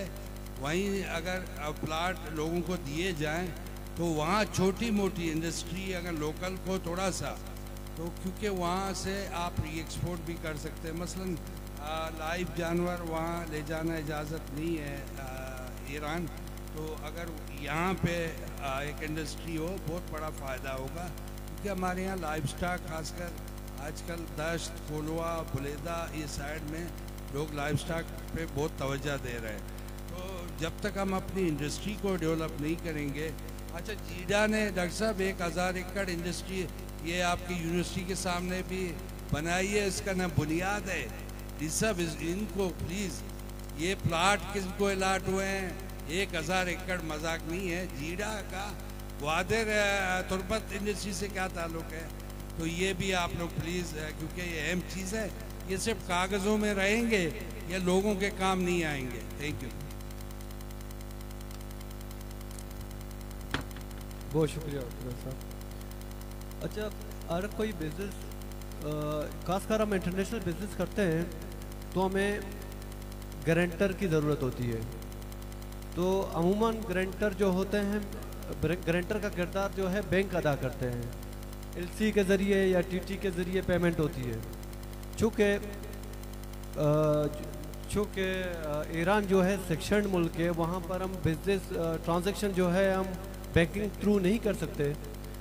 तो ऐसा कोई मेकनिज़म है वाप साहब, मैं आपसे पूछा हूँ, या कि आप हमें क्या तजवीज़ करेंगे इस हवाले से कि एलसी हमारे पास उसकी फैसिलिटी मौजूद नहीं है, टीटी, और सारा जो ट्रांजैक्शन होता है वो हवाला हुंडी के ज़रिए होता है, और हवाला हुंडी रिस्की है कि आया वो उसको पैसे पहुंचा देंगे या नहीं पहुंचेगा, क्योंकि हवाला ख़ुद गारंटर नहीं है, तो वो फ़राड कर सकते हैं। तो इस अहम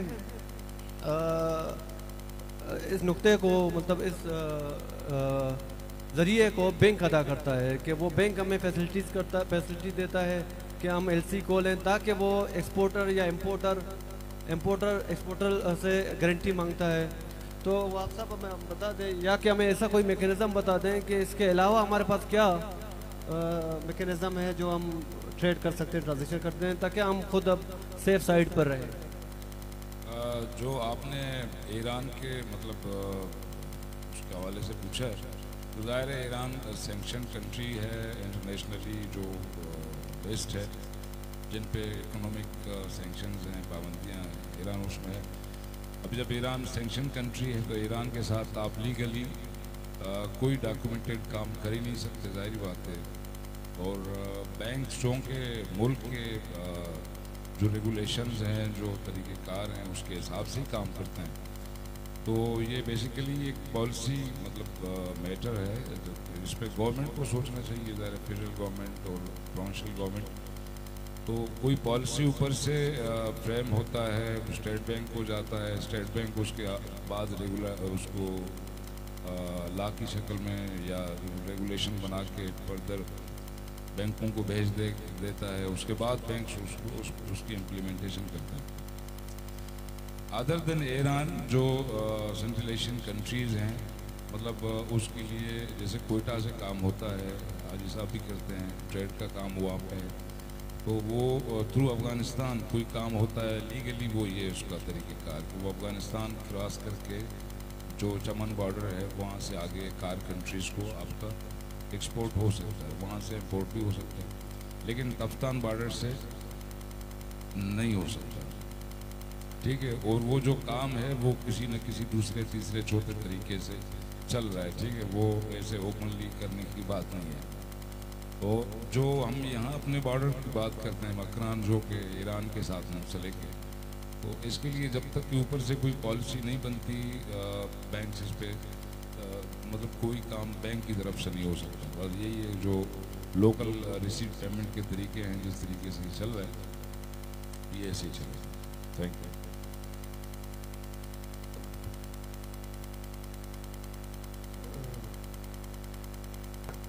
इसी हवाले से आसिफ साहब कुछ कहना चाहते हैं? हाँ, इस हवाले से थोड़ी सी क्लैरिफिकेशन मैंने देनी थी। ये मैकेनिज़्म मैंने जैसे पहले कहा था कि बार्टर ट्रेड मैकेनिज़्म जो है वो डिवाइस मिनिस्ट्री ऑफ कॉमर्स ने इसको डिवाइस किया है, लेकिन वो उसके इश्यूज़ हैं, मैंने आपको डिस्कस किया।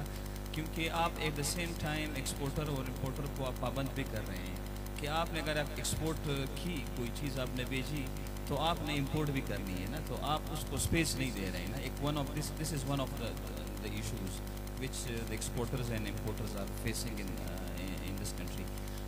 लेकिन ये है कि इसको बेहतर बनाया जा सकता है। जो बिज़नेस कम्युनिटी है, जैसे जस्टिस साहब बैठे हुए हैं, चैम्बर ऑफ कॉमर्स है, आप गवादर चैम्बर ऑफ कॉमर्स, उसको एक्टिव करें कि चूँकि बार्टर ट्रेड हम उसको डील कर रहे हैं। अब उन्होंने एक ये एतराज़ भी किया था कि भाई कोयटा चैम्बर क्यों इसको डील कर रहा है। पिछले साल जो मेरी गवादर पोर्ट के ऊपर मीटिंग थी, तो मैंने गवादर चैम्बर के लोगों को इनवाइट किया था, तो ये बार्टर ट्रेड के ऊपर ही किया था।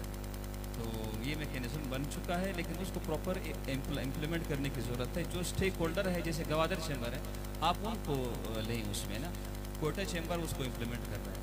तो इस तरह के इश्यूज़ हैं, आप इसको मज़ीद बेहतर कर सकते हैं। ये SRO 203 ये 2023 में जो है ना, ये SRO निकला था बार्टर मैकेनिज़्म। ये सिर्फ ईरान के साथ नहीं है, ये अफ़गानिस्तान के साथ भी ये मैकेनिज़्म हमने डिवाइस किया है।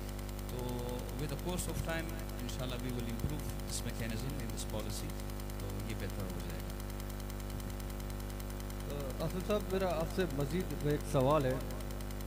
जो आपने बताया था कि हम डेलीगेशन होते हैं, हमारे एक्सपो होते हैं, इंटरनेशनल एक्सपो होते हैं, हम ये इंसेंटिव अपने ऑडियंस को दे सकते हैं कि वो उसमें अप्लाई करें, उसमें शरीक हो जाएं। या बिजनेस एक्सपो की बात कर रहा हूँ मैं, तो उसका प्रोसीजर क्या है?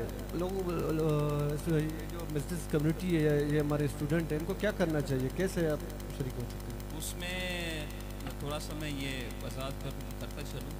ये पिछले साल हमने जो हमारा एक सिंगल कंट्री एग्जीबिशन था रियाज में, उसमें हमने मकरान से 3 बंदों को, 3 बिजनेसमैन को हमने भेजा था विद फुल सब्सिडी हमने भेजा था उसको। 50% मोर देन 50% हम सब्सिडी, मैंने कहा आपको पहले, हमने दिए। तो ये for the first time in the history from Turbat and the adjacent areas we send delegation of dates growers in single country exhibition in Riyadh. ठीक है, ये हमने इसकी इब्तिदा कर ली है। उसका प्रोसीजर ये है कि आपने ऑनलाइन हमारे TDAP की वेबसाइट पे थोड़ा सा आप विज़िट करें, उसमें आपको काफ़ी फ़ीचर्स मिलेंगी। इधर ख़वातीन भी बैठी हुई हैं, उनको भी शायद ये लग रहा होगा कि भाई हमारे लिए क्या इंसेंटिव्स है TDAP में या ट्रेड डेवलपमेंट अथॉरिटी में, उनके लिए भी काफ़ी इंसेंटिव्स हैं फॉर सब्सिडी और नॉट, ठीक है। फिर उसके बाद फिर आपको जो है वो एग्जीबिशन में जो है आपकी पार्टिसिपेशन की होती है। ये डेलीगेशन के लिए भी एक प्रोसीजर है और एग्जीबिशंस के लिए भी एक प्रोसीजर।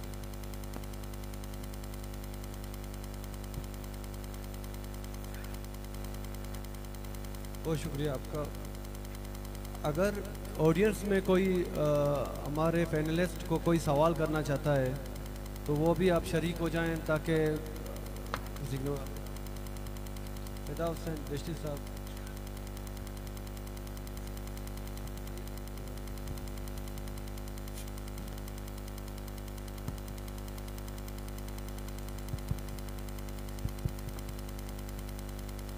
अस्सलाम वालेकुम सर, मेरा नाम फिदा हुसैन दश्ती है और मैं बॉर्डर ट्रेड से ताल्लुक़ रखता हूँ।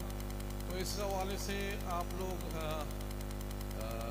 बिजनेस के हवाले से बात कर रहे हैं, तो हम भी चाहते हैं कि आप लोग हमारे भी सवालों का जवाब दें।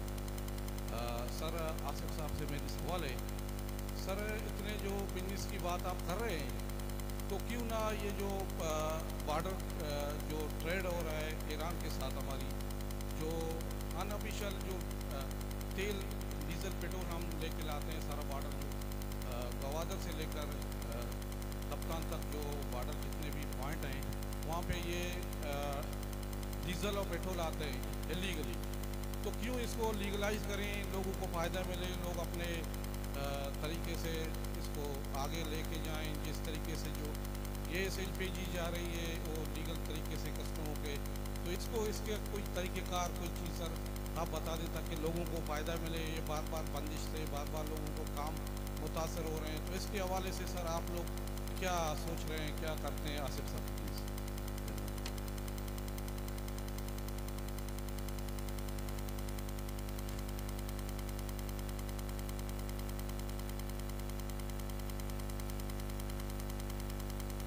फिदा साहब आपका बड़ा अच्छा क्वेश्चन है, रेलेवेंट क्वेश्चन है।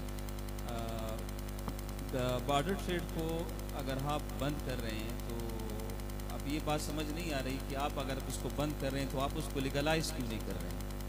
इस मतलब ये क्वेश्चन है कि जैसे आवाम भी पूछ रही है, तो उसका मैकेनिज़्म डिवाइस होना चाहिए। ये जो रेलेवेंट ऑर्गेनाइजेशन जिसकी रिस्पॉन्सिबिलिटी बनती है, जो कस्टम डिपार्टमेंट है, FBR है, उसको इस हवाले से जो है ना पॉलिसी डिवाइस करनी चाहिए। अभी TDAP हमारा जो है ना, हम उनको एक तो पॉलिसी एडवाइजरी भेज सकते हैं कि यार ये मसला है, this is an important issue, लोगों की इकोनॉमी का मसला है, social impact, socio economic impact इसका काफ़ी ज़्यादा आ रहा है, हम लोग सुन रहे हैं। कल भी एक जगह पे हम लोग इन्वाइटेड थे, तो वहाँ पे एक बंदा कह रहा था कि वो यूनिवर्सिटी के हवाले से बात कर रहा था कि मैं फीस जमा नहीं कर सकती, फालतू की बात कर रहा था। तो वो कह रहा था कि बॉर्डर बंद हो चुका है, वो बिज़नेस बंद हो चुका है, ठीक है। कुदूस साहब है हमारे यहाँ बड़े अच्छे दोस्त हैं, वहाँ पे इंजीनियरिंग यूनिवर्सिटी में यहाँ पे काम कर रहे हैं, तो इससे कितना इम्पेक्ट आ रहा है ना। तो फ़ीस देने के मतलब वो पोजीशन में नहीं है, स्कूल की फ़ीस देने। बहुत ज़बरदस्त बेहतरीन सवाल की कि यार वक्त यहाँ बॉर्डरों का बंद होना, क्योंकि आजकल आप देखें बलूचिस्तान के 909 किलोमीटर बॉर्डर ये मुंसलिक ज़्यादा जो एक तो लीगल कारोबार है, लीगल कारोबार में भी एक बड़ी अहम चीज़ आप लोगों को बताओ, तकरीबन 28 से 29 अरब रुपए सालाना रेवेन्यू जनरेट होती है डॉक्टर साहब। उसमें 1% भी सिर्फ हमारे बलूचिस्तान का एक टैक्स है BRA का, उसके अलावा फेडरल हमें 1% डेवलपमेंट के लिए जिन इलाकों में बॉर्डर लगते हैं वहाँ देता नहीं है। दूसरा जो अहम जो बात इन्होंने की डॉक्टर साहब, इसकी आप जब निकाले फ्यूल की, ये ज़्यादा से ज़्यादा आपकी जो टैक्स है कैलकुलेशन करें 400-300 अरब वो बोलते हैं लॉस है। अब हमारे मेहमान बैठे हुए हैं, उनको ज़्यादा तजुर्बा होगा। सर स्टील मिल सालाना कितना लॉस कर रहा है? सर PIA सालाना कितना लॉस कर रहा है? आप रेलवे कितना लॉस कर रहा है? आप इन इदारों को देख के आप अगर 300-400 अरब इस मद में, फ्यूल के मद में, यहाँ बलूचिस्तान के सारे लोग रोजगार हैं, हर घर से 3-4 आदमी रोजगार है, और ये जहाँ मूवमेंट करता है कितने लोग रोजगार हैं। इसके लिए कोई पॉलिसी साज नहीं है कि एक बलूचिस्तान को आग में धकेला है, उसकी तमाम रोजगार और उसको फाका कशी पे मजबूर करते हैं। तो इसके लिए ज़रूरी है, इसका मैकेनिज्म ऐसी है। फिदा जान जिस साहब बेटे म्यूनसिपलिटी का जिसका शनाख्ती कार्ड होगा, जिसका टोकन होगा, वो 10,000 रुपये नेशनल बैंक में डीसी के सरबराही में अकाउंट हो, म्यूनसिपल कॉरपोरेशन का चेयरमैन, एक बोर्ड बन जाए। आप 1000 गाड़ी एक दिन जाता है ना, 1000 गाड़ी 10 करोड़ तो एक दिन में आपके म्यूनसिपल कॉरपोरेशन के फंड में जमा होंगे। सब चीज़ हो सकता है इंशाल्लाह, मुझे यकीन है इस चीज़ को आगे ले जाए। थैंक यू डॉक्टर साहब।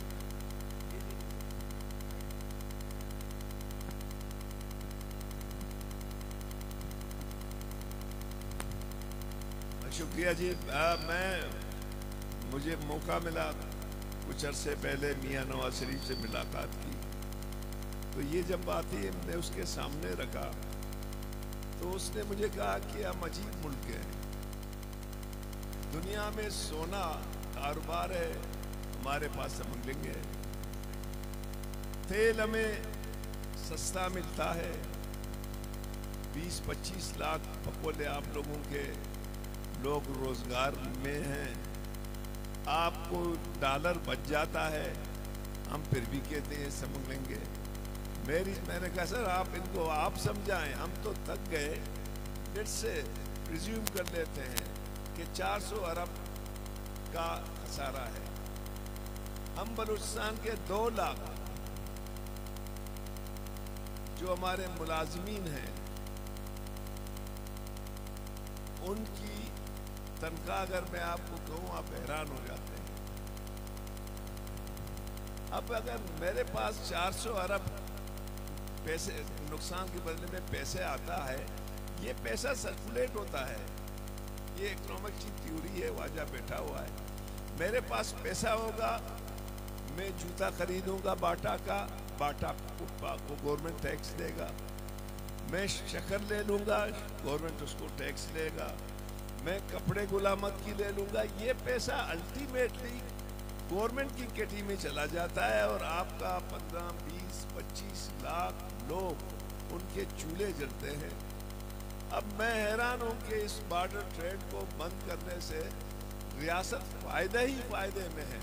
मैंने आर्गूमेंट की वज़ीर आज़म से, मैंने कहा आप मुझे बता दें कि मैं भूखे मर जाऊँगा तो मैं आपको सेल टैक्स कहाँ से दे दूँ।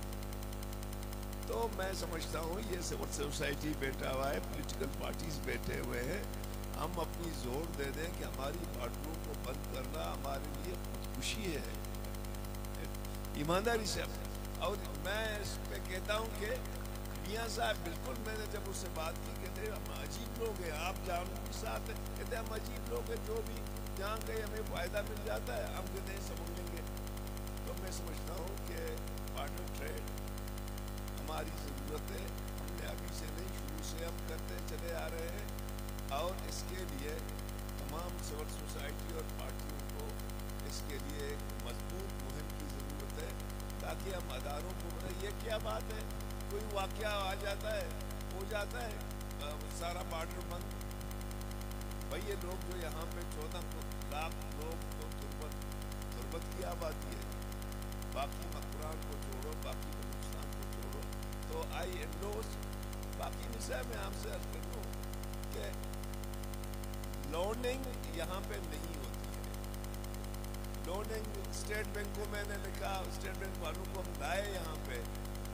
मैं आपकी जवाब नहीं चाहता हूँ मिसाल, मैं आपकी जवाब नहीं चाहता हूँ, जस्ट मैं अपनी ओपिनियन दे रहा हूँ। बाकी जो आप कह रहे हैं ना, अभी ये इंडस्ट्रियल एरिया तैयार है, हम मैं कहते हुए थक गया हूँ, 2-3 दफ़ा मिनिस्टर के सेक्रेटरी के पास गया हूँ कि आओ इसकी अलाटमेंट कर लो, जो कुछ इंफ्रास्ट्रक्चर बचा हुआ है, ख़ासतौर पर बिजली के इशूज़ हैं, कुछ और इशूज़ हैं, हमारे लोगों को अलाट करके दे दो, वो यहाँ पे विजुलाइजेशन करेंगे जो ऑलरेडी वहाँ तैयार है।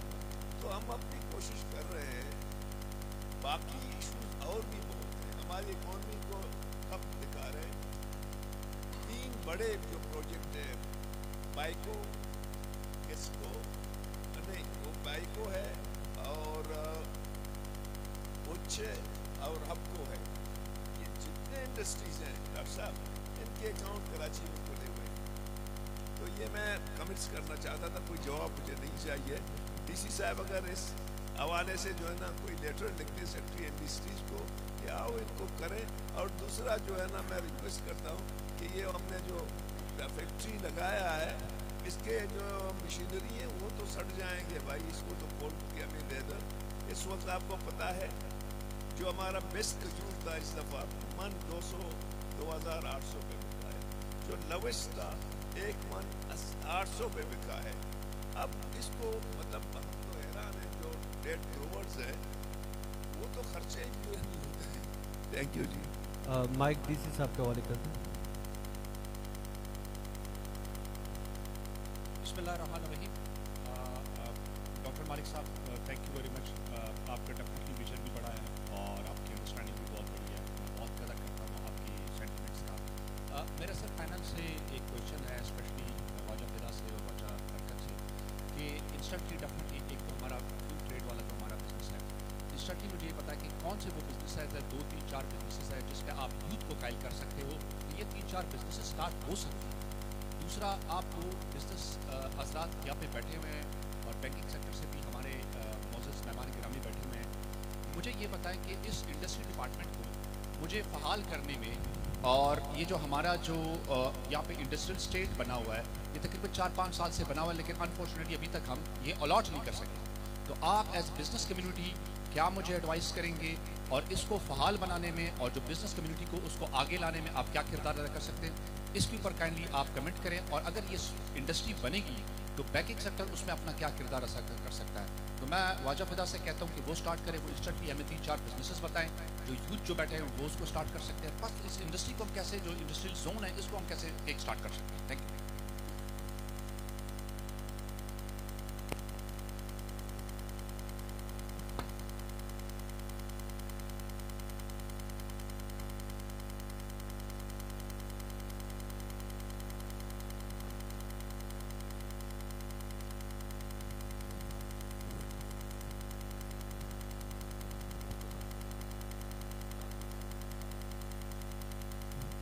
सही है। तुरबत में ऑलरेडी यहाँ तकरीबन 30-40 के करीब ऐसे ईरान में प्लास्टिक दाना आपको मिल जाता है। तो पहले यहाँ पे जिक्र हो रहा था कि कस्टम वाले कोऑपरेट नहीं करते। मैं कहता हूँ हमारे कस्टम वाले बहुत कोऑपरेट करते हैं। यहाँ कस्टम भी कोऑपरेट करता है, बाकी इदारे हैं जो कि हम बाकी चीज़ों को देखें, लेकिन कुछ सामान ऐसे हैं जो ईरान से आ रहे हैं लोकल मार्केट में।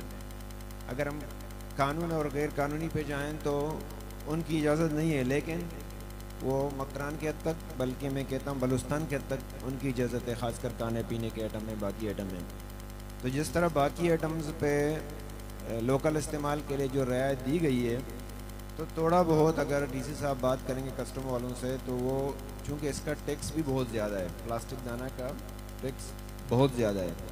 अगर हम वही टैक्स पे करेंगे जो यहाँ से पूरे मुल्क में जाने का है, तो उसका हमें इतना बड़ा बेनिफिट नहीं मिल सकता।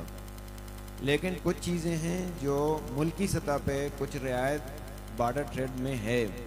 जैसे अगर हम जो बाकी आइटम्स हम ईरान से इंपोर्ट करते हैं, अगर उनको हम शिप करेंगे तो उनकी ड्यूटियाँ ज़्यादा हैं।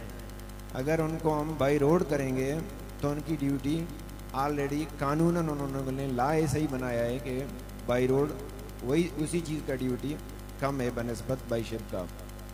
तो कानून साजी आप लोग ही करते हैं, और आपके जितने भी छोटे छोटे टाउन्स हैं वहाँ इंडस्ट्री ज़रूर होती है, क्योंकि रोज़गार का सबसे बड़ा एक ज़रिया इंडस्ट्री का है।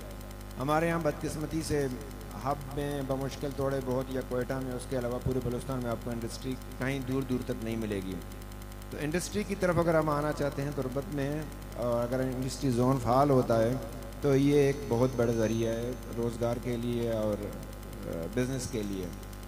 बाकी दूसरा जो छोटे छोटे प्रोडक्ट्स हैं जो कि कराची में हमने देखे हैं वो बनते हैं, तो वो यहाँ पे भी बन सकते हैं। जैसे कि अभी ये जो पानी हमारे सामने रखा हुआ है, ये भी तुरबत का प्रोडक्शन है, ये तुरबत में बन रहा है।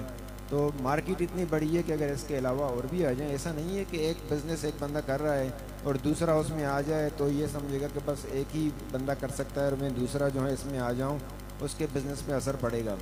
आप शहरों में जाएं, एक ही मार्केट में हज़ारों के हिसाब से एक ही किस्म के दुकानें। आप क्लॉथ मार्केट में जाएं तो 1000 से ज़्यादा एक ही जो है किस्म के दुकानें हैं। हर एक का उसका नसीब का मिलता है, हर एक अपना नसीब का खाता है। तो अगर एक के अलावा 3-4 भी हो जाएं तो मार्केट में इसकी खपत है, इसकी जो है वो गुंजाइश है। हमारे गवादर में हम इसको बेच सकते हैं, पंजगूर भी में दे सकते हैं, लोकल मार्केट में भी दे सकते हैं। इसके अलावा ये जो टिशू हमारे सामने है, इसके बनाने के लिए ज़्यादा से ज़्यादा आपको 10-15 लाख रुपए की ज़रूरत है, 20 लाख की मशीन की ज़रूरत है। या जो है हम अपने घरों में जो चीज़ें इस्तेमाल करते हैं, ख़ासकर मसाला जात है, जो नेशनल के मसाला है या शान के मसाले हैं, ये दूसरी कंपनीज़ हैं, ये भी हम आराम के साथ यहीं पे कोई अपना ब्रांड बना के इसको जो है हम बना सकते हैं और मार्केट में दे सकते हैं। अभी हम अगर इस चीज़ को सोचें कि अभी लोग जो है नेशनल के मसाला इस्तेमाल करेंगे, हमारे नहीं करेंगे, तो ये गलत सोच है। ये वो वक्त है तुरबत में कोई ब्रांड बनने का या अपने आप को जगह देने का राइट टाइम है। तुरबत अभी कीच मार्केट अभी उस स्टेज पे है कि आप कोई भी चीज़ इस वक्त करेंगे तो उसके जो असरात होंगे वो आपको 4-5 साल या 10 साल बाद आने शुरू हो जाएंगे। अगर आप किसी भी मल्टीनेशनल कंपनी का वो हिस्ट्री निकाल लें, सबसे पहले उसने छोटा मोटा कोई चीज़ बनाया होगा, उसके बाद वो दूसरे कोई प्रोडक्ट में आया होगा, उसके बाद तीसरे में आया होगा, मुल्क की सतह पे क्या होगा, उसके बाद मल्टीनेशनल कंपनी बना होगा। तो अगर इस वक्त हम तुरबत में कोई भी अपना ब्रांड बना लें, क्योंकि मेरा हमेशा यही कहता हूँ कि कामयाब बिजनेसमैन वो है जिसके अपने ब्रांड हों। अपना ब्रांड अपना बच्चा होता है, अपने बच्चे को पालो। दूसरे का ब्रांड आप बेचेंगे, आप दूसरे के बच्चे को पाल रहे होंगे। तो कोई भी आप प्रोडक्ट ले लें, इस वक्त मार्केट में बनाएं, मार्केट में उसको लॉन्च करें, अपना क्वालिटी मेंटेन रखें, वो ऑटोमेटिक लोगों को पसंद आएगा। मार्केटिंग उसकी कर लें तो उसको अपने मार्केट में जगह बनाने में कोई दुश्वारी पेश नहीं आएगी। बाकी जो आप बिजनेसेस का जिस साहब पूछ रहे थे कि 8-10 नहीं, बल्कि मैं कहता हूँ कि यहाँ 8-10 से भी ज़्यादा हैं। जैसे आप तुरबत की इतनी बड़ी मार्केट है, इसमें आपको कोई एक अच्छा बेकरी नहीं मिलेगा। अगर मिलेगा तो छोटा मोटा, या उसमें एसी नहीं है, या उसमें साफ़ सुथराई का वो सिस्टम नहीं है जो कि इस लेवल के मार्केट में होना चाहिए। जैसे अगर हम रियल एस्टेट के बिज़नेस में जाएं तो भी कोई ऐसा बड़ा नाम नहीं है, कोई ऐसा बड़ा ब्रांड नहीं है बेरिया जैसा है, कोई और जैसा जिसके ऊपर लोग ट्रस्ट करें, जो अच्छी चीज़ प्रोवाइड करे। मैंने तुरबत में बहरहाल अभी तक कोई ऐसा सोसाइटी नहीं देखा है जिसमें बड़ी बड़ी चौड़ी सड़कें हों, जिसमें मस्जिद हो, जिसमें पार्क हो। अगर इस तरह का कोई सोसाइटी कोई लॉन्च करे तो लोगों को उसके ऊपर ट्रस्ट होगा, लोग जो हैं उसमें इन्वेस्ट करेंगे, तुरबत से बाहर के लोग भी उसमें इन्वेस्ट करेंगे। तो तुरबत रियल एस्टेट के लिए वो बेस्ट जगह है जो कि मार्केट उसकी गिरती नहीं है। कभी कभी तो शूट अप भी हो जाता है, बहुत बढ़ जाता है, लेकिन अगर बढ़ता नहीं है तो गिरता नहीं है। आप अगर गवादर का मिसाल ले लें या कहीं और का मिसाल ले लें, 2004 में या 2005 में लोगों ने जो इन्वेस्ट किए, अभी वो जो 20 लाख का प्लाट लिया है वो इस वक्त 2 लाख का होगा। लेकिन अगर 2005 में किसी ने तुरबत में प्रॉपर्टी में इन्वेस्ट किया है तो इस वक्त वो करोड़ों में होगा। तो ये रियल एस्टेट का जो बिज़नेस है ये एक बहुत बड़ी मार्केट है, इसमें काम करने की ज़रूरत है और इसमें बहुत बड़ा जगह है, तो इसमें भी काम कर सकते हैं। बाकी कंस्ट्रक्शन का भी एक बहुत बड़ा यहाँ पे बिज़नेस में एक ज़रूरत है, क्योंकि कंस्ट्रक्शन हर एक की ज़रूरत है। आबादी इतनी तेज़ी के साथ बढ़ रहा है जो कि कंस्ट्रक्शन हर बंदे की ज़रूरत हो गई है। तो कंस्ट्रक्शन के साथ साथ कंस्ट्रक्शन मटेरियल्स भी होते हैं, सीमेंट होगा, सरिया होगा, टाइल्स होंगे, या बाकी की एसेसरीज जो घर में इस्तेमाल करने के हैं। बाकी यहाँ पे अगर आप देखें पूरी तुर्बत मार्केट में आपको कोई छोटा मोटा फर्नीचर लेना होगा तो यहाँ से लोग पैसे निकाल लेते हैं। हमारा पैसा हमारे शहर से निकल जाता है, तुर्बत से निकलता है, हम कराची चले जाते हैं, किसी और शहर चले जाते हैं।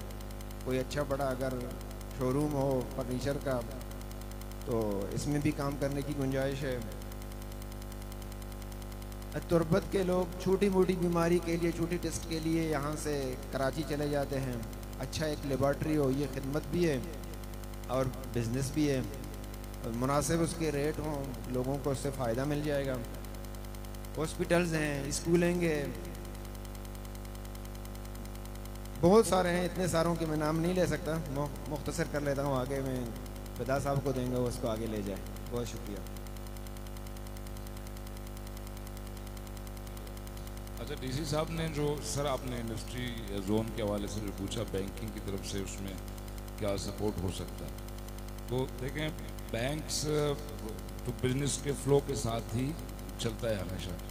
अभी आपको एग्जांपल के तौर पर ये सेटेलाइट टाउन का आपके तुर्बत के एरिया ले लें, मतलब आप बैंक में 10 साल पहले जाएं तो देयर वाज नथिंग, दीवारें 4 दीवारियाँ थी और कच्ची सड़क थी।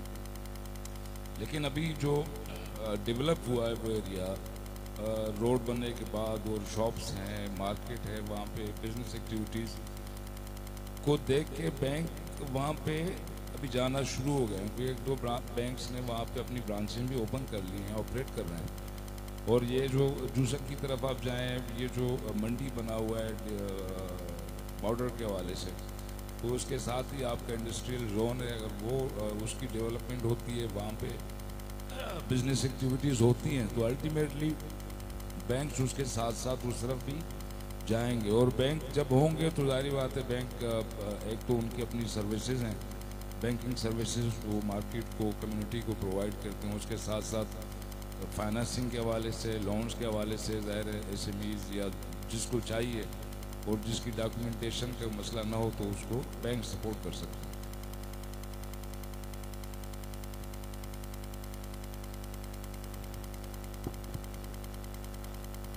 डीसी साहब ने इंडस्ट्री जोन का बताया कि इसमें आप लोग क्या ताउन कर सकते हैं।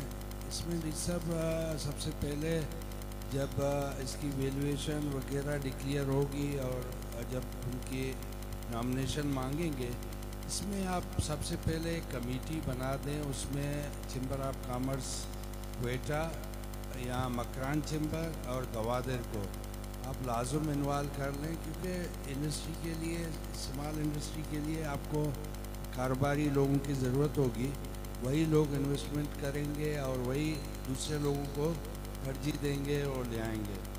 और जो बाकी तमाम बिजनेस की जो भाई ने बात की, यहाँ पे देखें हम अभी तक एक कंज्यूम मार्केट में रहते हैं, हम तमाम चीज़ बाहर से मंगा रहे हैं। मसलन मुर्गियाँ हो, अभी तक यहाँ कोई पोल्ट्री फार्म मुझे नज़र नहीं आया यहाँ तुर्बत में। एक बहुत बड़ा, हालांकि रोज़ाना इसकी आप खपत देखें तो एक बहुत बड़ा काम है। आजकल नए टेक्नोलॉजी हैं, आप नए उसमें वो तरीके से वो कर सकते हैं। लेकिन मैं वहाँ भाई की इस बात से एग्री नहीं हूँ, क्योंकि मैं चैम्बर में रहा हूँ। क्वेटा में जब कंस्ट्रक्शन में लोन दिए जा रहे थे तो क्वेटा भी जोन किया हुआ था, आपके जिना रोड से कुछ इलाके उसमें आ रहे थे कि यहाँ की वैल्यूएशन को हम लोनिंग करते हैं। मैं कराची का 5 क्रेडिट कार्ड कराची से मुझे मिले हैं। मैंने क्वेटा में एक अप्लाई की एलाइड बैंक में, जो एलाइड बैंक मेरा किराएदार है सर, वो लाहौर तक गया और रिफ्यूज़ हो गया।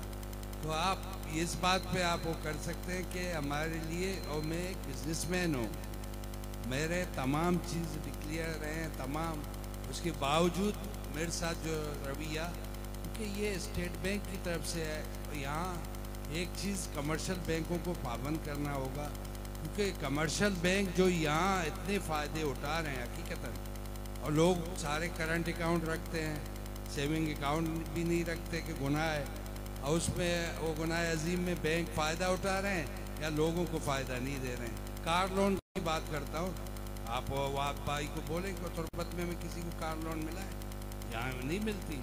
तो ये चीज़ें हैं, वाह भाई आगे आप जाएंगे, इस मसले को आगे वो करें। बिजनेस की सारी बातें बरकत साहब ने की। Thank you sir. Lala Rashid sahab साबिका MP है हमारे।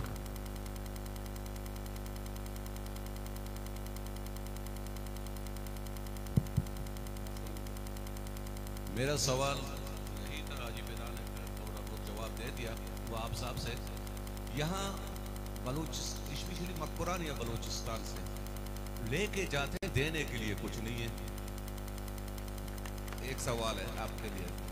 दूसरी सवाल मेरा इंडस्ट्री वाले से है। दूसरी छोटा सा सवाल है, अच्छा LPG फ्री है, डीजल बंद है, काम दोनों का एक ही है मेरे ख्याल में।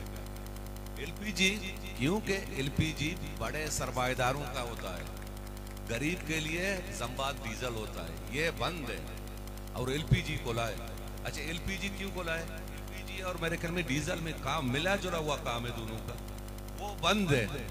वो डीजल बंद है कि भाई क्योंकि आम गरीब कर सकता है उसको। जब बोजर वाले करते हैं बड़े वो सरमायादार लाहौर इस्लामाबाद वो खुला है। और बैंक वाले से मेरा यही सवाल था कि आप लोग लेते हैं, हमसे देने के लिए कुछ नहीं है। मेहरबानी सर। आपको मशवरा का प्रश्न लाला साहब माँ दिवी रोचा बेजार साहब निश्ता सीनियर बैंकर है, एक बैंक के एरिया चलाए थे। माँ दिवी रोचा में मैनेजर में रिलेशनशिप मैनेजर में BDO मार्केटा एक तचा कस्टमर पर कस्टमर, दुकानदार पर दुकानदार, स्कूल कॉलेज में बाकी द फीमेल है अलग सेगमेंट है, निसा अकाउंट पचपी मागुन डिग्री कॉलेज गो इधर तुरबता मॉडल गर्ल्स मॉडल स्कूल या पंजगूरा गर्ल्स कॉलेज या ग्वादरा कैसे तुरबत यूनिवर्सिटी ये दुरसानी था मैं क्योंकि मूवमेंट हमेशा और बेगा पंच भी मारे एक मर्दमिया छे लोट के भाई मर्ची चिक्का क्रेडिट कार्ड इशू बूता थी ब्रांच मर्ची थी गुलाम ऑटो बूता गाड़ी बूता देखे लोन है पर्सनल लोन है और ये एक्टिविटी वो गया। मैंने कहा यार आपके पास कौन सा PC1 मौजूद है जो आप मुझे दे दें। तो उसने जाके कहा क्रश प्लांट, राइस प्लांट, फलाना प्लांट। मैंने कहा आओ, क्योंकि 94 में मैंने पंजाब इंडस्ट्रियल एरिया से 100 स्मॉल प्रोजेक्ट की PC1 मंगवाई थी जो 10 लाख से शुरू होकर 50 लाख। वो मैंने यहाँ किसी कारोबारी आदमी को दिए। मेरी आपसे गुजारिश है, फिदा साहब से गुजारिश है, बरकत साहब से, कि आप बजाय बलूचिस्तान की इंडस्ट्री डिपार्टमेंट में कुछ नहीं है। मैं कई दफ़ा गया हूँ, कहते जी आप जाके जो है ना क्रश प्लांट लगा लें। जैसे फिदा भाई ने कहा 2-2.5-3 करोड़ में यहाँ पे जो है ना वो टनल जो है ना फॉर्मिंग मिल जाती है जो इस वक्त सबसे ज़्यादा हमारी खपत है। तो आप कोई लेटर लिख लें या फिदा साहब है पंजाब की स्मॉल इंडस्ट्रीज के पास PC1 मौजूद है या हमारे बच्चे और बच्चियां हैं वो थ्रू उसमें सर्च करें कि वहाँ पे जो उनके पास काफ़ी जो है ना ऑलरेडी तैयार प्रोजेक्ट्स हैं। जैसे आप ताला कितने में बनता है, चप्पल कितने में बनता है, टिश्यू पेपर कितने में बनता है, जितने कंज्यूमेंगे। आपने सही कहा sir, we are a consumers. हम 20 साल पहले कंज्यूमर नहीं थे।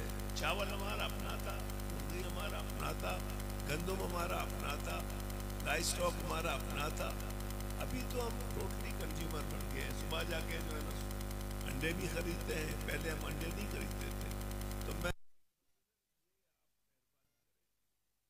वहाँ लिखे इंडस्ट्रियल उसको यहाँ लाके फिर एक बच्चों के साथ आप बिजनेसमैनों के साथ एक्सक्लूसिव इनको अमल करें। ये PC1 है और इनका हम अपना आखिरी सवाल बेजार बलूच साहब से लेते हैं। वो साबिका बैंकर हैं। और thank you sir, thank you very much. एक तो बहुत अच्छा प्लेटफॉर्म है और क्रेडिट गो टू मतलब हमारे जो फेस्टिवल के इंतज़ाम कर रहे हैं और डिप्टी कमिश्नर साहब ने जिस तरह से एक बहुत बेहतरीन किस्म की जो है ना प्लेटफॉर्म लोगों को मुहैया की है, मैं समझता हूँ कि उसके बहुत ज़्यादा बेनिफिट्स हैं। लेकिन डी साहब एक बुनियादी सा एक सवाल है, वो ऐसा है कि हम यहाँ बैठ के बिज़नेस डेवलपमेंट की बात करते हैं, लेकिन हम बुनियादी तौर पर असल में जो बिज़नेस इंफ्रास्ट्रक्चर है उसकी डेवलपमेंट की बात नहीं करते। ये बहुत ज़रूरी है, लेकिन अगर हम यहाँ लाइफ स्टॉक की डेवलपमेंट की बात करें या एग्रीकल्चर की डेवलपमेंट की बात करें या इंडस्ट्रियल मटेरियल्स या प्रोडक्ट्स की जो है ना डेवलपमेंट की बात करें, तो उसके लिए बहुत ज़्यादा ज़रूरी है कि हम अपने लोगों को एक इंडस्ट्रियल और एक बिजनेस जो है ना एक एनवायरनमेंट दें, एक ऐसे हालात पैदा करें कि उसकी वजह से लोग जो है ना बिजनेस की तरफ आ जाएं। ख़ासतौर पर जो टीडीए के हमारे नुमाइंदा हैं काकड़ साहब हैं, मैं उनसे ये गुजारिश करूँगा कि वो आइंदा के लिए इतना बड़ा रीजन है, मतलब ख़ासतौर पर मकरान का तुर्बत है, ग्वादर है, पंजगूर है, तो इसमें आपका जो है ना एक फुल फ्लेज जो है ना एक कंसल्टेशन के लिए और एडवाइजर्स के लिए जो है ना एक ऑफिस होनी चाहिए और यहाँ लोग होनी चाहिए कि वो ताकि लोगों को सही मानों में बिजनेस जो सोच है, फिक्र है, उसको जो है ना आगे बढ़ाने के लिए वो ये चीज़ें करें ख़ास तौर पर। क्योंकि जब तक हम यहाँ जो है ना इस तरह के जो कंसल्टेंट नहीं रखेंगे, इदारे नहीं खोलेंगे, ख़ास तौर पर हमारे पास जो एग्रीकल्चर का सारा सिस्टम है, एग्रीकल्चर भी हमारे पास वही 30-40 साल पुराना वाला सिस्टम, लाइफ स्टॉक भी इसी तरह, खजूर पैकिंग का इसी तरह, मतलब जितने भी हमारे पास, जो आप खुद कह रहे थे कि आज जो है ना 21वीं सदी में एक डिजिटलाइजेशन का ज़माना है, एक ऐसा सोशल जो है ना मीडिया है और उससे हम फ़ायदा उठा सकते हैं।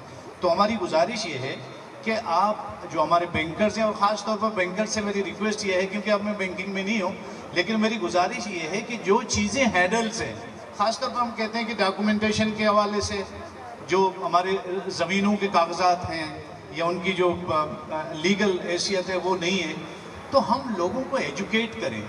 लोगों से जो है ना पैसा बटोरने के बजाय या पैसा लेने के बजाय हम लोगों के अंदर जो है ना उनको एजुकेट करें बिजनेस के हवाले से कि जी मतलब एक चीज़ है कि जी हमारे पास जो पासबुक है जी, पासबुक नहीं हो रहा है, भाई आप लोगों को बिठाएं, आप जो है ना बैंकों के साथ मिल के जो है ना स्टेट बैंक के थ्रू एक कंसल्टेशन मीटिंग करें, कैपेसिटी बिल्डिंग मीटिंग करें, लोगों को ये चीज़ें समझा दें कि भाई आप जो है ना किस तरह से ये पासबुक जो है ना डेवलप कर सकते हैं। एक दफ़ा गलती होगी, 2 दफ़ा होगी, 3 दफ़ा, लेकिन चौथी दफ़ा लोग बेहतर होंगे और बेहतर तरीके से अपना केस बेहतर तरीके से प्रेजेंट कर सकते हैं। तो हम ख़ास तौर पर जो इस तरह के इदारे हैं, ख़ास तौर पर डीसी साहब के थ्रू ये बात उनकी गोशगुजार करना चाहता हूँ कि जो इदारे मौजूद हैं वो इदारे आके ग्राउंड में ग्राउंड रियलिटीज़ को देखें, मामलात को देखें, एग्रीकल्चर हो, लाइव स्टॉक हो या दूसरा जो इंडस्ट्री है उसकी डेवलपमेंट के लिए सबसे पहले लोगों की एडवोकेसी, उनको एजुकेट करना, उनको बताना चीज़ें बहुत ज़्यादा ज़रूरी है ना। अगर एक आदमी को कुछ नहीं पता, आप अगर उसको 100 दफ़ा कहें कि जी आप इस तरह की इंडस्ट्री लगाएं, वो नहीं लगा पाएगा। उसकी वजह ये है कि उसके पास सफिशिएंट नॉलेज नहीं है। तो ये चीज़ें बहुत ज़्यादा ज़रूरी है कि हम इन चीज़ों को ज़्यादा फोकस करें ताकि आने वाले 2-3 सालों के बाद कम से कम हम ये जो चीज़ें हैं ये ना कह सकें कि नहीं जी ये चीज़ें जो है ना नहीं हो रही हैं, फलाना फलाना फलाना, बल्कि बुनियादी जो है ना स्ट्रक्चर डेवलपमेंट की बात करें, लोगों की जो है ना कैपेसिटी बिल्डिंग करें, लोगों की सोच को बढ़ाएं, बिजनेस के हवाले से लोगों को रोशनी दें, उनकी जहनी तरबियत करें, तब जाके यहाँ हम कोई बेहतर माहौल कर सकते हैं मेरे ख्याल में। बहुत शुक्रिया। बिस्मिल्लाहिर्रहमानिर्रहीम। 1 मिनट में एक अहम पैदावार की तरफ आप लोगों की तवज्जो मुतवज्जा करना चाहता हूँ कि डिस्ट्रिक्ट कीच और मकरान में काटन या कपास की काश्त बहुत ज़्यादा होती है और पिछले साल और इस साल भी काटन बहुत ज़्यादा हुआ था। तो अगर हम टेक्सटाइल मिल या गारमेंट्स नहीं बना सकते या कपड़े नहीं बना सकते, कम से कम धागे की फैक्ट्री तो यहाँ होनी चाहिए और इस प्रोग्राम में सनत और अरपत वालों को जरूर बैठना चाहिए। चेनिंग फैक्ट्री और ये चीज़ें जो है ना बहुत अहम है। बुलेदा, दश्त वगैरह यहाँ पर कपास की पैदावार बहुत अच्छी तरीके से होती है और ये सदियों पुराना कपास है। ये मेरगढ़ के जो है ना वहाँ पर भी उसके बीज मिले हैं। तो हम कहते हैं कि इस हवाले में हमारे जो है ना काकड़ साहब इसमें कुछ चीज़ें बातें कहें और सनत और अरपत वालों को तो यहाँ मौजूद होना चाहिए था ताकि इंडस्ट्रीज को पाल कर सकें। जो ज़मीन 4-5 साल से है उसको किसी न किसी को तो अलाट करें ताकि वो यहाँ पर कारखाने खोल सकें और नौजवानों को रोजगार मिल सके। इनका नाम क्या था? मजीद जी जी मजीद साहब, आपने बड़ी अच्छी बातें की। जिनिंग फैक्ट्री की आपने बात की। ये पिछली गवर्नमेंट में गालिबन, अगर मैं गलत नहीं हूँ, पिछली गवर्नमेंट में मिनिस्ट्री ऑफ कॉमर्स की एक प्रपोज़ल थी, वही डॉक्टर साहब EDF के हवाले से। तो जिनिंग फैक्ट्री का प्रपोज़ल था कॉटन की जो प्रोडक्शन के बाद, ख़ासकर जो मिरानी डैम के बनने के बाद वहाँ पे कॉटन बनना शुरू हो गया है। तो एक जिनिंग फैक्ट्री का प्रपोज़ल था, लेकिन बाद में फिर वो नज़र हो गया ना, सर्द खानों की नज़र हो गया। तो उसको परसू करने की ज़रूरत है। दोबारा जो है यूनिवर्सिटी में, तुर्बत यूनिवर्सिटी से रिक्वेस्ट करूँगा, और जो मकरान चैम्बर है, गवादर चैम्बर है, उनसे रिक्वेस्ट करूँगा कि वो प्रपोज़ल जो है ना इस हवाले से हमारी कॉमर्स मिनिस्ट्री को भेजें, EDF सेक्रेटेरिएट को भेजें, ताकि लोग बरामदात करते हैं। और यहाँ पर बंदरगाहों की न होने की वजह से देखें, ये काश्तकार जो होते हैं, तरबूज खरबूज का मौसम होता है, इतना भारी मकदार में पैदा हो जाते हैं, फिर ये ज़ाय हो जाते हैं मार्केट न होने के सबब। दूसरा, ये कपास जो है बड़ी मकदार में पैदा होते हैं। अगर कहीं रेट ज़्यादा होगा दुबई में, मस्कत में या किसी और मुल्क में, अगर ये तरीके सहूलत हो कार्गो का, तो यकीनन माशी तौर पर ये काश्तकार खुद तरक्की याफ्ता हो जाते हैं। इसी तरह ये बंदरगाह जो बने हैं ये, लेकिन ये फंक्शनेबल नहीं है। ये हुक्म बाला से अर्ज है कि इस बारे में कुछ पेशरफ्त करें। रशीद साहब। अमित साहब, आपने ज़बरदस्त सवाल की, क्योंकि हमारा जो पोर्ट है 2006 से कंप्लीट है। तकरीबन 2007 में पहला शिप जो आया था वो यूरिया का था, उसमें हमने क्लियरिंग खुद की थी। 2008 तक 9 तक शिपें आते थे, लेकिन इसमें मैं क्योंकि बोर्ड का मेंबर GPA का रहा हूँ, बदकिस्मती से ऊपर से इतने अड़ल हैं कि इसको ऐसे कमर्शियल स्टार्ट की जाए। मसलन ये सराउंडिंग है, दूसरा जो अफ़गानिस्तान ट्रांसलेट रूट है, आप यहीं से उसको डिक्लेयर करें कि ग्वादर पोर्ट जो भी अफ़गानिस्तान या कोई ट्रांजिट रूट होगा यहाँ से जाएगा। लेकिन इसके लिए अभी तक, क्योंकि पोर्ट बना है, पोर्ट यूटिलाइज होता है दुनिया में। यही साथ में मैं रिसेंटली अभी चाबार से आया हूँ, एक रात हम वहाँ रहे भी हैं। चाबार पोर्ट में अभी जंग के बाद कुछ पाबंदियाँ शायद हटी है। मैं हैरान था, सारे शोरूमों में जापानी गाड़ी खड़े हैं। तो दोस्त साथ था, उसने बोला अभी इन्होंने ओपन किए, गाड़ियाँ आ रहे हैं, कुछ टैक्सेस वगैरह है, लेकिन वहाँ पे दिल्ली के 3-4 शिप आ रहे हैं, उसने बताया। तो ये चाबार पोर्ट आपके साथ है, दोनों इकट्ठे स्टार्ट हुए थे। वो आप चाबार को भी डेवलपमेंट में देखें, उसकी जो फ्री जोन है, जो मार्केट है, आप उस पर जाएंगे परेशान होंगे कि दुनिया का कोई सा आइटम भी आपको चाहिए वहाँ मिल जाता है। तो ये आप ज़रूरी है कि हमारे जो यहाँ पैदावार है, एग्रीकल्चर आइटम हो, बाकी हो, अगर इसको एक्सपोर्ट करना है तो ज़ाहिर है बाई सी का करेंगे या बाई लैंड रूट करेंगे। तो इसके लिए हमें सहूलतें दरकार हैं।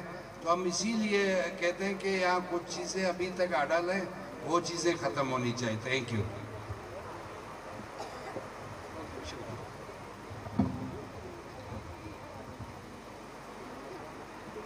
ये प्रोग्राम तवसता एक कसाने वजाहती में कहीं